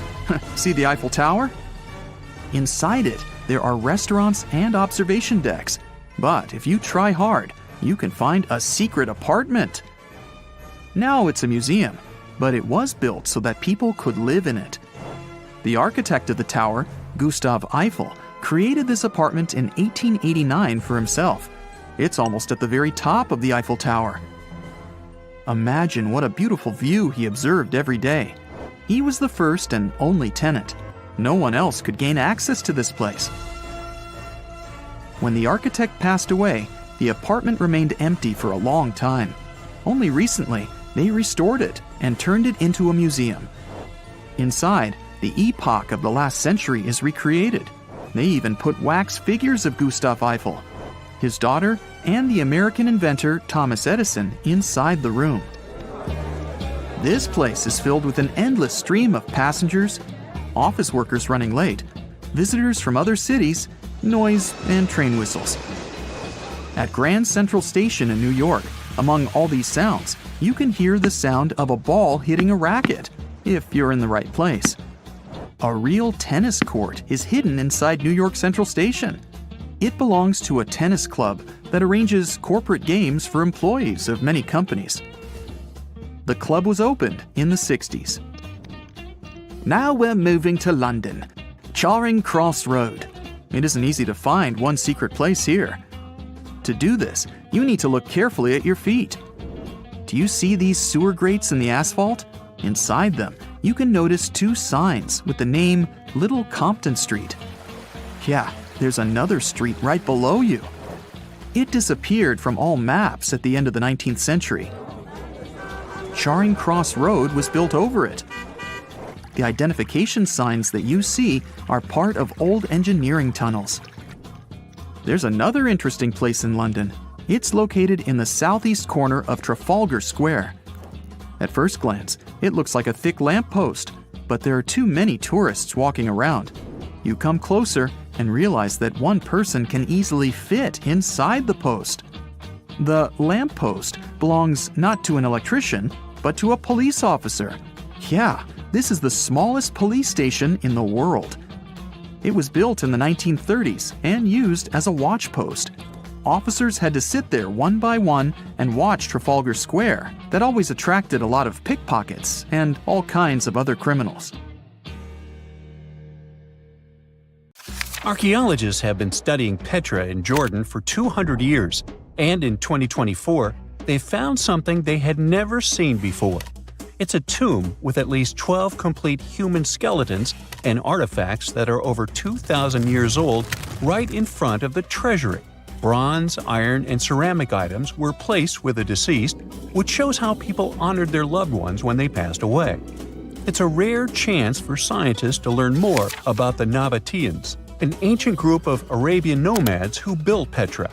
The objects found in the tomb under Petra's treasury are in amazing condition, but the skeletons became fragile because it's damp inside the tomb. They plan to study the remains and extract DNA, to see if the people in the tomb were related. While some scientists are solving tomb mysteries, others have trained AI to find new ancient sites for them. They've created an algorithm that works with a special type of satellite imagery. This technique uses radio waves that can peek under things like sand, soil, and even ice to find hidden objects. AI will help search a huge desert on the Arabian Peninsula called the Empty Quarter for archaeological treasures. The lead scientists of the experiment trained the algorithm to recognize hidden locations using data from a site they had found before. The new tech can discover buried structures within 20 inches, which is very precise. Another groundbreaking tech, LiDAR, which means light detection and ranging, helped archaeologists reveal new hidden cities all around the world. LiDAR can see big structures beneath layers of vegetation and map even subtle changes in ancient landscapes. They use it to scan large areas from a small plane flying over places that aren't so easy to study from the ground, like dense jungle. In 2024 alone, they found new Maya settlements in southern Mexico, gardens, roads, and rivers in Ecuador's Amazon rainforest, ancient ruins on the Pacific island of Tonga, and the remains of 2 medieval cities along the Silk Road route in Uzbekistan. Maybe some smart technology can also explain what Marge Simpson is doing on Earth in an ancient Egyptian tomb from 3,000 years ago. The drawing, featuring a woman with yellow-colored skin, a blue crown, and a green outfit, is alarmingly like the famous cartoon character. If you don't see a resemblance here, I hope you'll at least enjoy an amazingly well-preserved necklace with amethyst and agate beads. It's from another recent find from Egypt, an ancient tomb with 11 sealed burials near Luxor. Archaeologists also found 2 copper mirrors, one with a lotus-shaped handle and the second with a unique design of the deity of the sky, women, fertility, and love in ancient Egypt. The hair of the figurine was originally made from almost 4,000 mud beads. Another awesome find from 2024 is an ancient Greek shrine with intact burials, a sarcophagus, and plenty of gold inside. They think it was built before the year 300 before the Common Era, and the marble lions, also found inside, were made from the same marble as the Parthenon in Athens. Greece is so full of ancient treasures that the city of Thessaloniki will house around 300,000 of those artifacts in their new subway system. Meanwhile, archaeologists in France have found a monument unlike any other, and they can't figure out what it was used for. It's direct proof that people used to live here between the Neolithic and the early Iron Age periods. The coolest part is a monument made of 3 unique shapes that fit together like puzzle pieces. Some gravel found in the monument could mean there used to be a wooden fence called a palisade. People who built it probably used it for protection or decoration. The team studied the layers of soil around the monument to learn more about its origins. The only tools found so far were sharp flint stones, not the cartoon characters, which were used during the Neolithic period. The next step will be radiocarbon dating to figure out exactly how old the site is. Now, the oldest saddle ever found so far was found in the grave of a woman near the edge of the Taklamakan Desert in northwest China. This saddle is the oldest ever discovered. It was crafted from pieces of leather that were sewn together and stuffed with straw and animal hair to make it soft. Now, normally, things made from natural materials like this don't last very long because they rot or fall apart. But the Taklamakan Desert is so dry that it helped preserve the artifact. The herdswoman who used the saddle was buried in her full riding attire, so this proves that not only men used saddles and took part in herding and traveling. Now let's shift to Guatemala, where an ornate jade mask made by the ancient Maya people was waiting for centuries to be discovered. Scientists use radiocarbon dating to figure out the age of the mask. They believe the mask may represent a Maya storm deity, a powerful figure in their mythology. These kinds of masks were often made to honor Maya royalty, and they were placed in the tombs of kings and queens when they were buried. The king's tomb was also decorated with carvings made using tools crafted from volcanic obsidian. After 15 years of searching, scientists may have finally figured out where the altar stone of Stonehenge comes from. They compared the tiny minerals inside the altar stone with rocks from many places in Wales and England and ruled out lots of spots. Then they found the perfect match with a place in Scotland, more than 466 miles away from Stonehenge. This area might even be Orkney, a group of islands in the far northeast of Scotland where a lot was going on during the Neolithic period. The big question now is how ancient people moved such a massive stone so far. The altar stone is over 16 feet long and weighs more than 6 tons. The new theory is that they might have used boats to carry it across the coastline and rivers. Once it was close to Stonehenge, they theoretically dragged it across the land using wooden sleds, ropes, and a lot of teamwork. Out to be a luxury urban house for the elite from the 2nd century of the Common Era. The inside of the house was destroyed by a fire, but under the destroyed layer, there are beautiful real-size fresco paintings. Turkish archaeologists unearthed the arm and foot bones of elephants that lived around 9 million years ago. They also found fossils of early horses, giraffes, and even saber-toothed cats.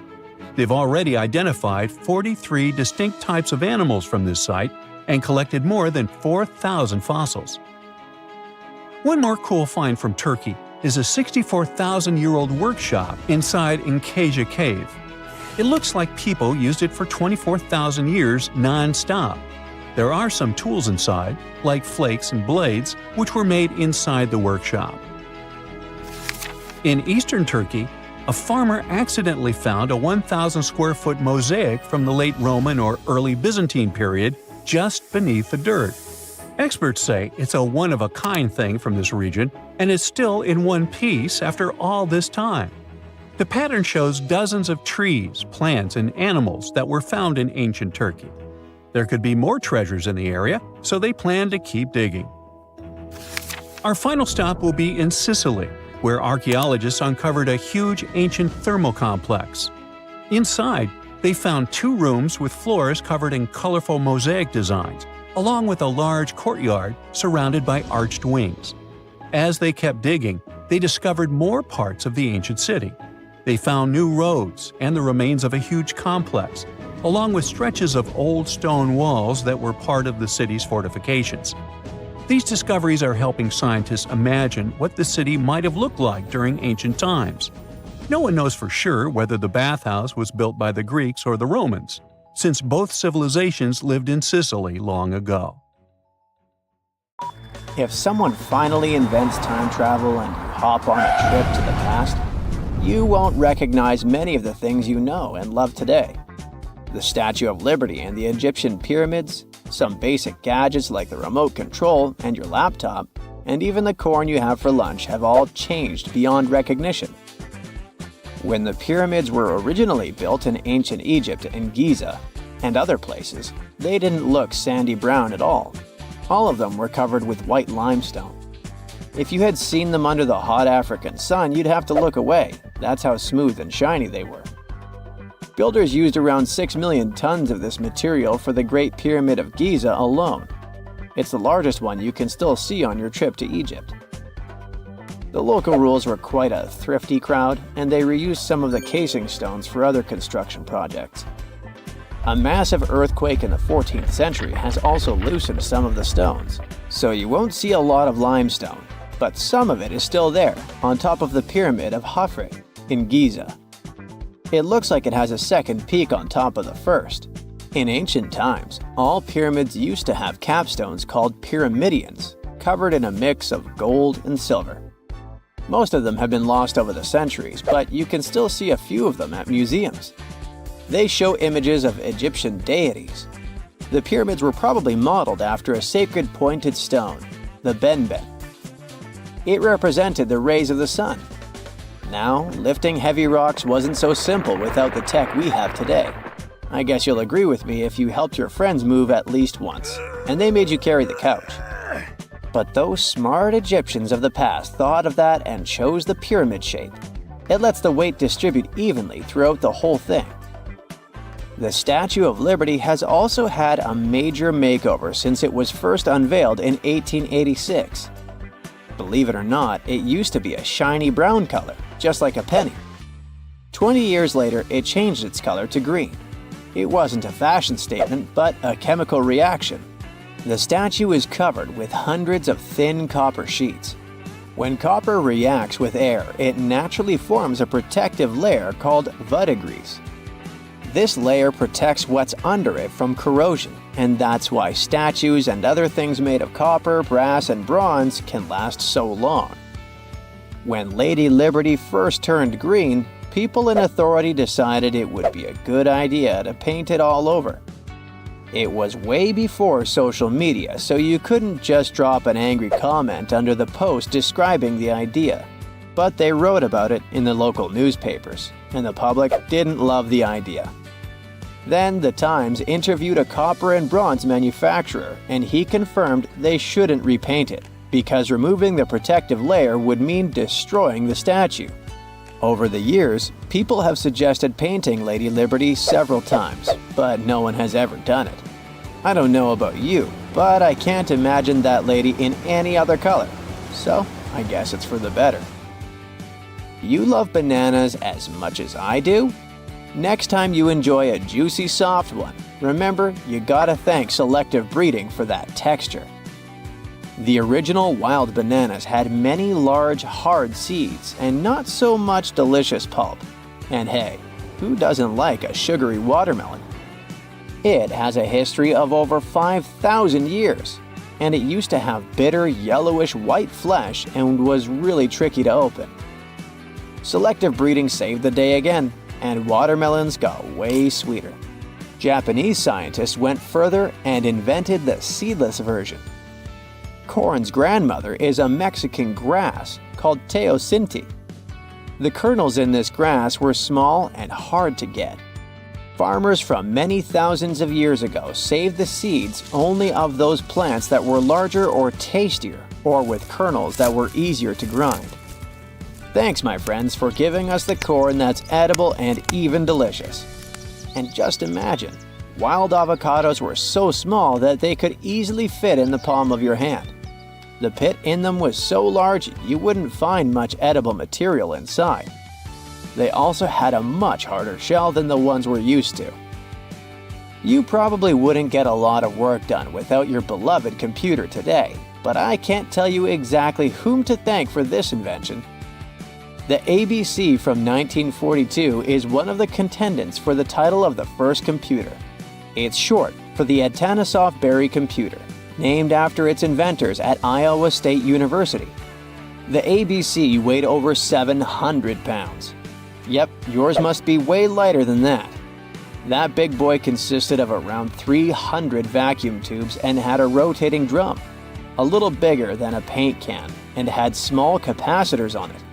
A capacitor is a gadget that can store an electric charge, like a battery. The ABC could solve problems with up to 29 different variables to help scientists save some time. Like modern computers, it used binary digits, ones and zeros, to represent all numbers and data. Because of that, it was possible to do the calculations electronically. And now, my favorite part, the ABC finished one operation about every 15 seconds. Just for you to compare, it's millions of operations per second now. Unlike the tech we use today, the ABC did not have a changeable stored program, so the program could only do a single task at a time. An operator had to write down the intermediate answer and then dial that back into the computer. Sounds like another reason to be happy we live in the 21st century. That remote control you use for all sorts of appliances has gone a long way too. Nikola Tesla, who gave us alternating current, designed one of the first wireless remote controls back in 1898. He named his invention teleautomation and demonstrated it on a miniature boat controlled by radio waves. The boat had a little metal antenna attached to it. Tesla sent signals to the boat using a box with a lever and a telegraph key, which was his version of a remote control. Those signals set electrical contacts on the boat into motion and moved the rudder and the propeller, and Tesla was controlling the boat. The concept of the remote control soon spread to other gadgets. The first television remote control followed in 1950. It was designed by the Zenith Radio Corporation, called LazyBone. Don't take it personally, please. This LazyBone had a massive cable that was attached to the TV set, and those who tried it didn't fall in love with the invention because they tripped over that cord. I feel your pain, my friends. If you live or work on one of the top floors, you gotta love this one. Meet the first passenger elevator. It traveled at the speed of 40 feet per minute. Not the fastest, I know, compared to today's record, which is 40 feet per second. But hey, it was built back in 1857 in New York and was more of a tourist attraction than a necessity. The elevator had a steam engine hidden in the basement of a 5-story building. 3 years later, they shut it down because the public didn't appreciate it. Otis Tufts filed the first patent for a vertical railway around the same time. His invention included an actual car with a bench inside for people to sit on. Sounds like a great spot to hang out with friends to me. What do you say? Then they started adding elevators to luxurious hotels around the world. They were entire rooms with a rich design, upholstered seats and mirrors on the walls, and sometimes even a small chandelier. There was an obligatory operator who'd close the door and the car would start its super slow ascent. It was still more about style than about speed, so I guess I'd choose the stairs. Imagine you were chosen to answer one of history's most important questions. What was the first civilization on Earth? The job description is simple, yet the task is extremely challenging. You need to unearth the proof of the world's first official civilization. Was it the Sumerians in Old Mesopotamia? Or was it the ancient Egyptians spread out along the Nile River? Not to make you nervous or anything, but history is quite literally in your hands. Good luck! Since you can't turn back the clock and visit Old Mesopotamia to get the answers to your questions, you'll need to research museum databases in order to get some clues. First things first, we need a definition of what is considered a civilization. It's not just thousands of people grouped together and living harmoniously. There are some key elements that together make a group of people a civilization. Like, for example, the domain of urbanism, aka city building, irrigation systems, and writing. You decide to begin your search by diving deep into the history of the Sumerians, which today hold the position of the world's first civilization. Now, imagine being the first of your kind. This means having no external examples. Rather, it means starting from scratch. First thing you'll need? A piece of land. And since there were no active water companies in the world at that time, you'll need a piece of land with easy access to water. So, the Sumerians settled between two major rivers, known as the Euphrates and the Tigris in southern Mesopotamia around 5000 BCE. Fun fact, Mesopotamia translates to the land between two rivers. On a modern-day map, it's more or less where Iraq is situated today. Together with land, a civilization needs ways to get food. The Sumer civilization had to face a dry and hot climate, but they managed to make agriculture thrive in the region. By diverting river waters and creating reservoirs and dams, the Sumerians allowed for a series of settlements to emerge across Mesopotamian plains. The famous city of Babylon was one of them. You know, the city that supposedly had those hanging gardens? I say supposedly because no definitive proof of the real existence of this monument has ever been found. However, it was considered one of the 7 wonders of the ancient world, and cited as a remarkable feat of engineering in an ancient book published around 290 BCE. Although no record was found of the Gardens of Babylon, the Sumerians were recognized as extremely skilled builders. Their cities were filled with mud brick constructions, and the most impressive ones were known as ziggurats, stepped pyramids that were built for spiritual purposes. The Sumerians built a trade network to supplement scarce resources and started to exchange goods with civilizations rising nearby, like Anatolia and Egypt. The beginning of trade was what drove the Sumerians to develop what is believed to be the world's first writing system. It began as a simple system, likely dating back to 3400 BCE. In this system, each syllable was represented with a drawing. Later, it gradually evolved into a fully formed cursive writing system. Don't believe me? Take a look at this piece from the Babylonian times. This huge basalt plaque is called the Hammurabi Code. It's known to be humanity's first collection of written laws. As far as the story goes, it was carved in volcanic stone around year 1760 BCE. Look at the precision of these carvings. It's quite astonishing. But the content is also surprising, since these 282 rules vary from commercial regulations to strict laws of justice. The thing is, historians don't have a consensus on whether the Sumerians were really the first ones to invent writing. Some think it might have been old Egyptians. Let's pause here. Ancient Egyptian settlements are believed to have started around the year 5500 BCE, which is earlier than the Sumer civilization. But remember I said a civilization needed a few things before it was considered as such. Ancient Egypt consisted of several smaller city-states, such as Memphis, Abydos, and Thebes, spreading out along the Nile River. It wasn't until 3000 BCE that Egypt was unified under one kingdom and lasted as an empire until nearly 1000 BCE. Although there is no consensus on this, some Egypt experts believed that it could have been Sumerian immigrants that founded early Egyptian settlements. The proof could be the presence of cylinder seals made of hard stone, something that was widely used in Sumer. These seals were used to guarantee authenticity in legal transactions, but it's hard to say whether this method was introduced by Sumerian immigrants or simply by trade. Since the time period is not one of the criteria we can use to determine who came first, we'll have to turn to something else. But what? Like the Sumerians, the Egyptians were also highly skilled builders. Duh, they built the famous Giza pyramids and many others all over their territory. In order to enhance their building techniques, they delved into developing a more profound understanding of mathematics. They developed a new form of measurement called the cubit, which was the equivalent of an arm's length. The Great Pyramid, for instance, is 440 cubits per 440 cubits. They were also innovative astronomers, combining their mathematical skills with attentive astronomical observation. They were the first civilization to use a 24-hour division of the day. And they even created a solar calendar, which was the first dating system in history to feature 365 days in 1 year. Okay, it's undeniable how impressive they were.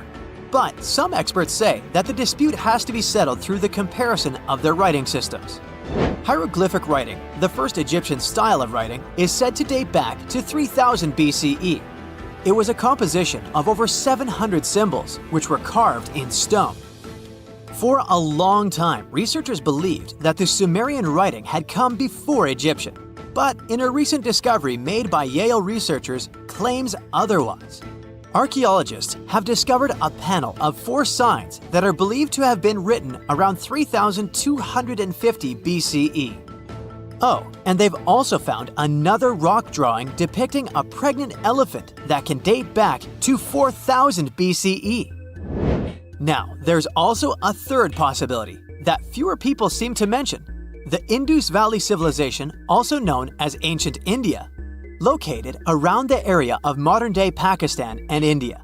The Indus Valley Civilization is also a contender for the oldest civilization due to the uncertain historical origins of the Hindu collection of texts known as the Upanishads. The Indus Valley Civilization flourished around 3000 BCE, but records show that people in the Indus Valley were trading with Mesopotamians as early as 3500 BCE. Now, wait a minute. How is it possible? No, they weren't time travelers. This isn't a sci-fi movie. There already were agricultural settlements in the area that were slowly growing into bigger cities, such as Harappa and Mohenjo-Daro. Ancient Indian cities were sophisticated, filled with baked brick homes built in a grid system. These ancient cities even had draining and sewage systems that connected most homes and used gravity to carry waste outside of the city. They were pretty advanced. They were also an extremely religious civilization, and Hindu beliefs were at the center of their practices. Despite that, their cities weren't filled with spiritual buildings. Actually, Mohenjo-Daro's most important building was a public bath. Interesting, huh? Now, why can't we know if they were the oldest civilization on Earth? Even if some historians suspect that the origins of the Indus Valley people can be traced back to 5000 BCE, there is no concrete evidence of this, only speculation. The best proof we have is the Upanishads. The Upanishads are texts filled with philosophy, mantras, and ceremonies. The thing is, part of Hindu practices included memorizing and passing down the wisdom of the Upanishads in oral form. So, it took a while before it appeared as a written script. Well, I'd say historians aren't really sure what was the world's first civilization. We can only guess at this point, but who knows what new discoveries might reveal. Whenever you hear about ancient ruins, you almost never picture them being suspended somewhere, or just randomly hanging on the branch of a tree, right?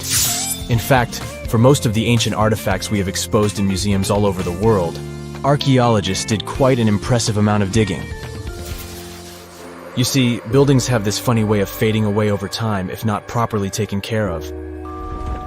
Sometimes we need to reuse some building materials, so an older construction may be sacrificed in the process. Other times, houses are abandoned, and once they are exposed to the elements on the surface, like rain or sunlight, they don't really stand a chance. Some just simply crumble away due to good old erosion. So the only way a piece of architecture can survive the test of time is if it's somehow gotten buried deep down. Now, how did they end up buried in the first place? Well, it's quite the comedy of errors. Ancient cities had a habit of gradually raising their ground level like a kid adding toppings to their ice cream sundae. You see, these settlements were always busy collecting food and building materials to keep up with their ever-growing population. But hey, who has time to deal with waste and rubbish? It wasn't exactly high on their to-do list back in the day. So when it came to building new houses, ancient civilizations found it much easier to save their sweat and tears by piling up the rubble and constructing right on top. But that's not all. Rivers would also occasionally flood and deposit a layer of sediment on the city floors, further encapsulating those ancient constructions. And in those dry regions like the desert, where the wind likes to show off its sand and dust dance moves, you can bet it was a constant struggle to keep the establishments clean. One hilarious example is the Sphinx, which had its head buried in sand until a group of archaeologists unearthed it in 1817. Some ancient towns eventually got covered up because they were completely abandoned. With less human activity to control their expansion, plant seeds couldn't resist the opportunity and sprouted all over the place. They gobbled up carbon dioxide from the air and grew, adding more and more bulk to the ground. Those cheeky roots even decided to stabilize the soil made from decaying plant matter, creating layers upon layers of earthy goodness. It's like the ultimate DIY project Mother Nature embarked on, with plants as her loyal helpers. The act of digging into the secrets of ancient civilizations is not just about unearthing a lost world. It's also an epic quest to reveal the hidden treasures beneath layers of history. But how do archaeologists know where to dig in the first place? If everything is covered in layers upon layers of sediments, debris, and plant roots, they must have some sort of system they rely on before embarking on a new project, right? For starters, they're not always the ones suggesting an archaeological dig in a certain location. Let me explain. Let's say you're a contractor and you want to build a new fancy apartment complex in your city. Some local legislations have certain requirements before your project can start, though. For instance, before anyone starts building on a piece of land, they might need to bring in specialists to check the soil. These clever folks can be archaeologists, geologists, or paleontologists, and they need to keep an eye on things during development. If any artifacts or ecofacts, fancy word for organic remnants, are discovered, these experts swoop in to excavate and study them. But what about sites that have nothing to do with bulldozers and yellow hats? Archaeologists have more than one trick up their sleeves when it comes to locating ancient hotspots. They dive deep into historic records with a healthy dose of detective work. By sniffing out old documents and maps, they can piece together the puzzle of human activity in a specific area. If a site has been visited before, it's even better. Finding records of past excavations or historical accounts can give archaeologists lots of information on where to continue their treasure hunt. Before archaeologists start swinging their shovels, they engage in a bit of a visual scan mission.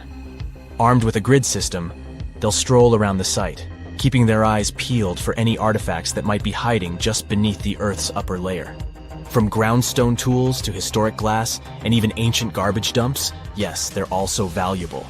These keen-eyed explorers can spot signs of human activity faster than most people.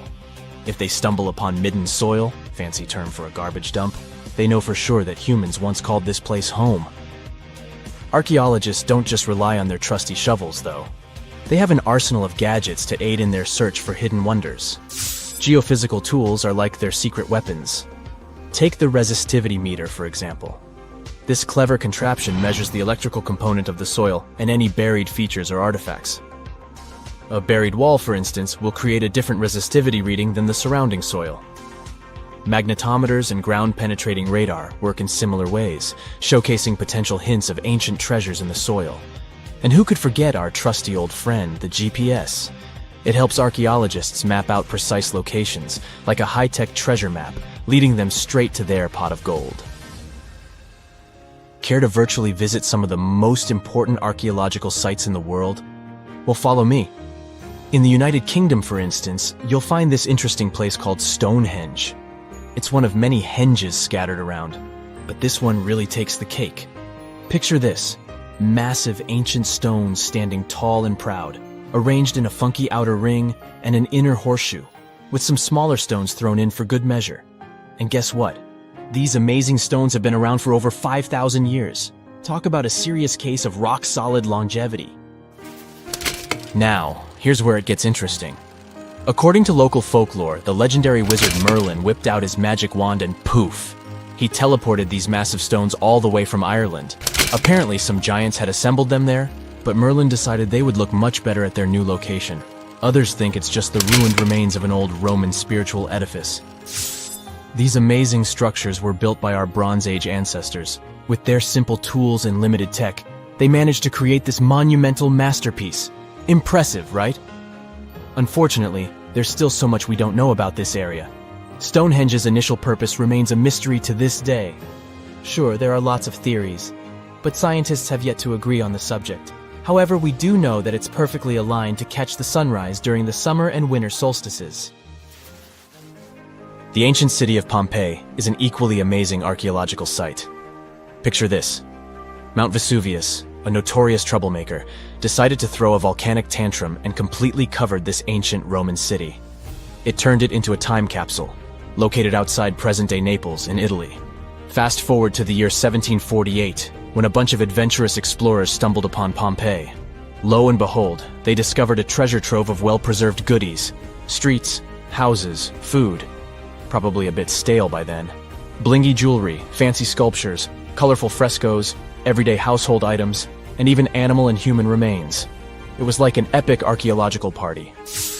From the looks of it, Pompeii had it all. Fancy houses and villas, a massive 20,000-seat arena, cute little artisan shops, hangouts like taverns. And let's not forget the saucy spots like those luxurious bathhouses for some intense pampering.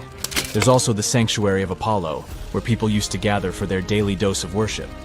And of course, the bustling heart of the city, the Forum of Pompeii, where all the cool people used to hang out. And guess what? Pompeii is so cool that it made it to UNESCO's World Heritage List back in 1997. That's like the ultimate Hall of Fame for historical awesomeness. It also includes many other famous buildings and sites, like the Taj Mahal in India and the Acropolis of Athens in Greece. When you think of an epic desert scene with blazing sun, endless dunes, and those magical little oases, you probably picture the legendary Sahara, right? But what if I tell you that 11,000 years ago, this vast expanse of hot sand looked totally different than it does today?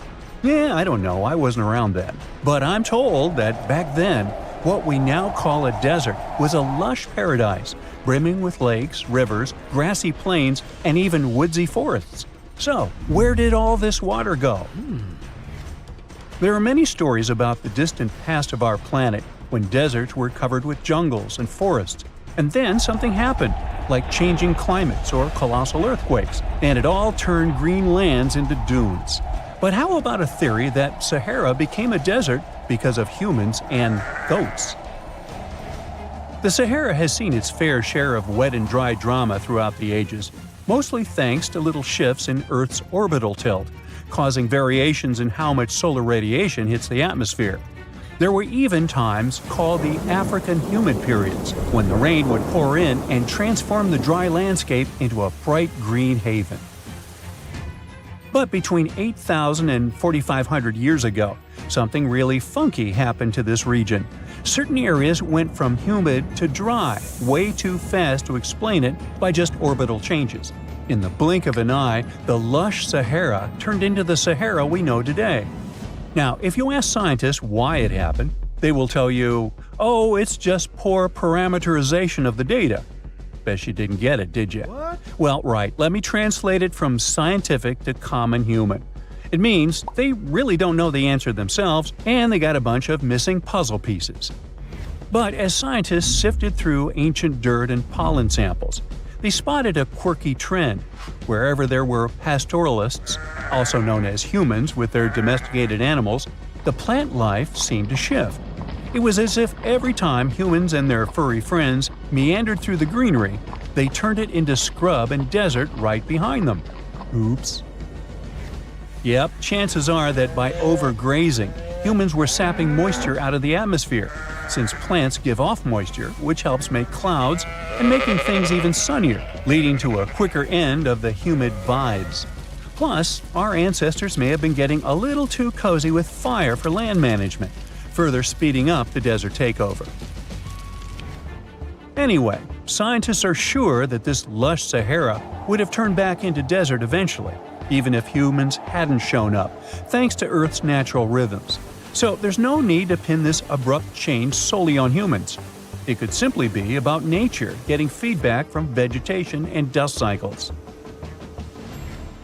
It's difficult to determine what caused these changes, as it's all interconnected. During the last humid period, the Sahara was filled with hunter-gatherers. As things got a little drier, they started herding animals for food. The weather pushed people to herd cattle. It's also possible that grazing sped up the landscape degradation. So, which came first, the chicken or the egg? Or in this case, the human or the cow? It's tough to tell with the evidence we have now. Now today, it's safe to say that water is no longer that big of a problem in the Sahara, even though it's a huge desert and the times of lush forests there are long gone. But technology's got us covered. For example, the Nubian Sandstone Aquifer System, the biggest underground water stash on the planet. It's nestled beneath the Sahara Desert's eastern edge and stretches across 4 northeastern African countries – Sudan, Chad, Libya, and Egypt, covering a whopping 770,000 square miles and holding around 36,000 square miles of groundwater. Just look at the pipes transported when it was being built. It's the world's largest irrigation project. No wonder it's feasible to thrive in the Sahara today. But imagine thriving in the Sahara Desert with just one water source. Sounds like a tough gig, right? But the ancient Garamantes did just that, surviving and even thriving for nearly 1,000 years without monsoons or rivers flowing to their desert paradise. These clever folks were the trendsetters of urban life in the sands, and even the Romans couldn't help but notice their genius. While many thought they were just desert-dwelling savages, the Garamantes were busy building an empire in one of the toughest climates on Earth. But how did they do that? Well, they got crafty and dug a whole bunch of underground tunnels to tap into a massive sandstone aquifer.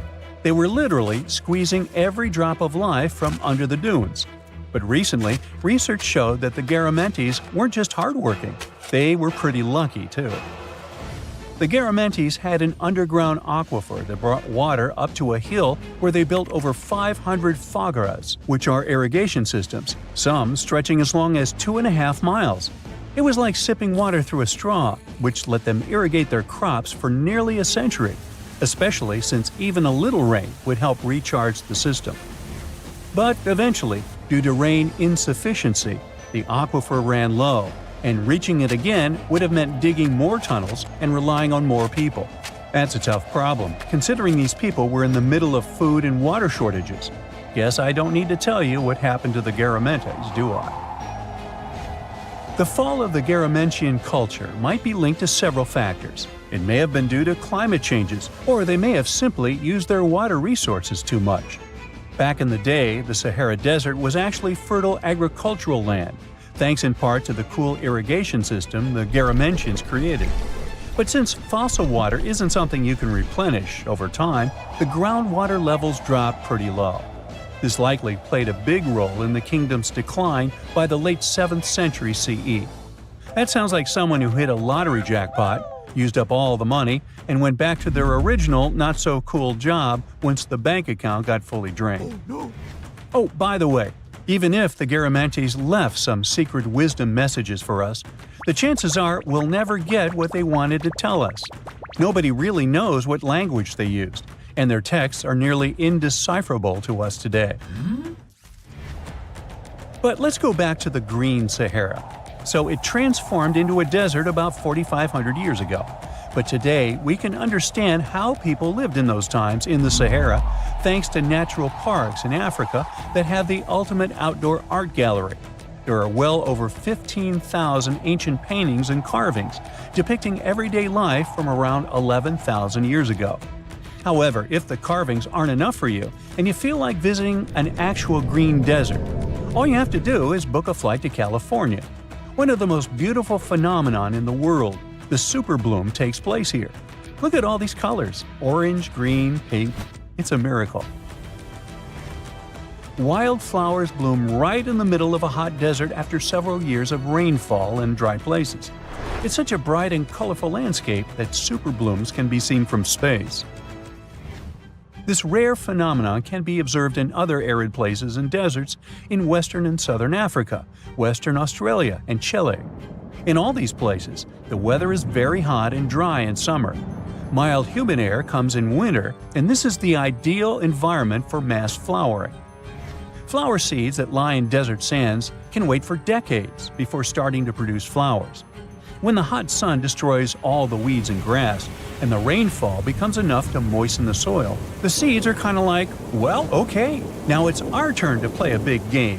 And then hundreds of thousands of tourists come to take photos and post these beautiful pictures on social media.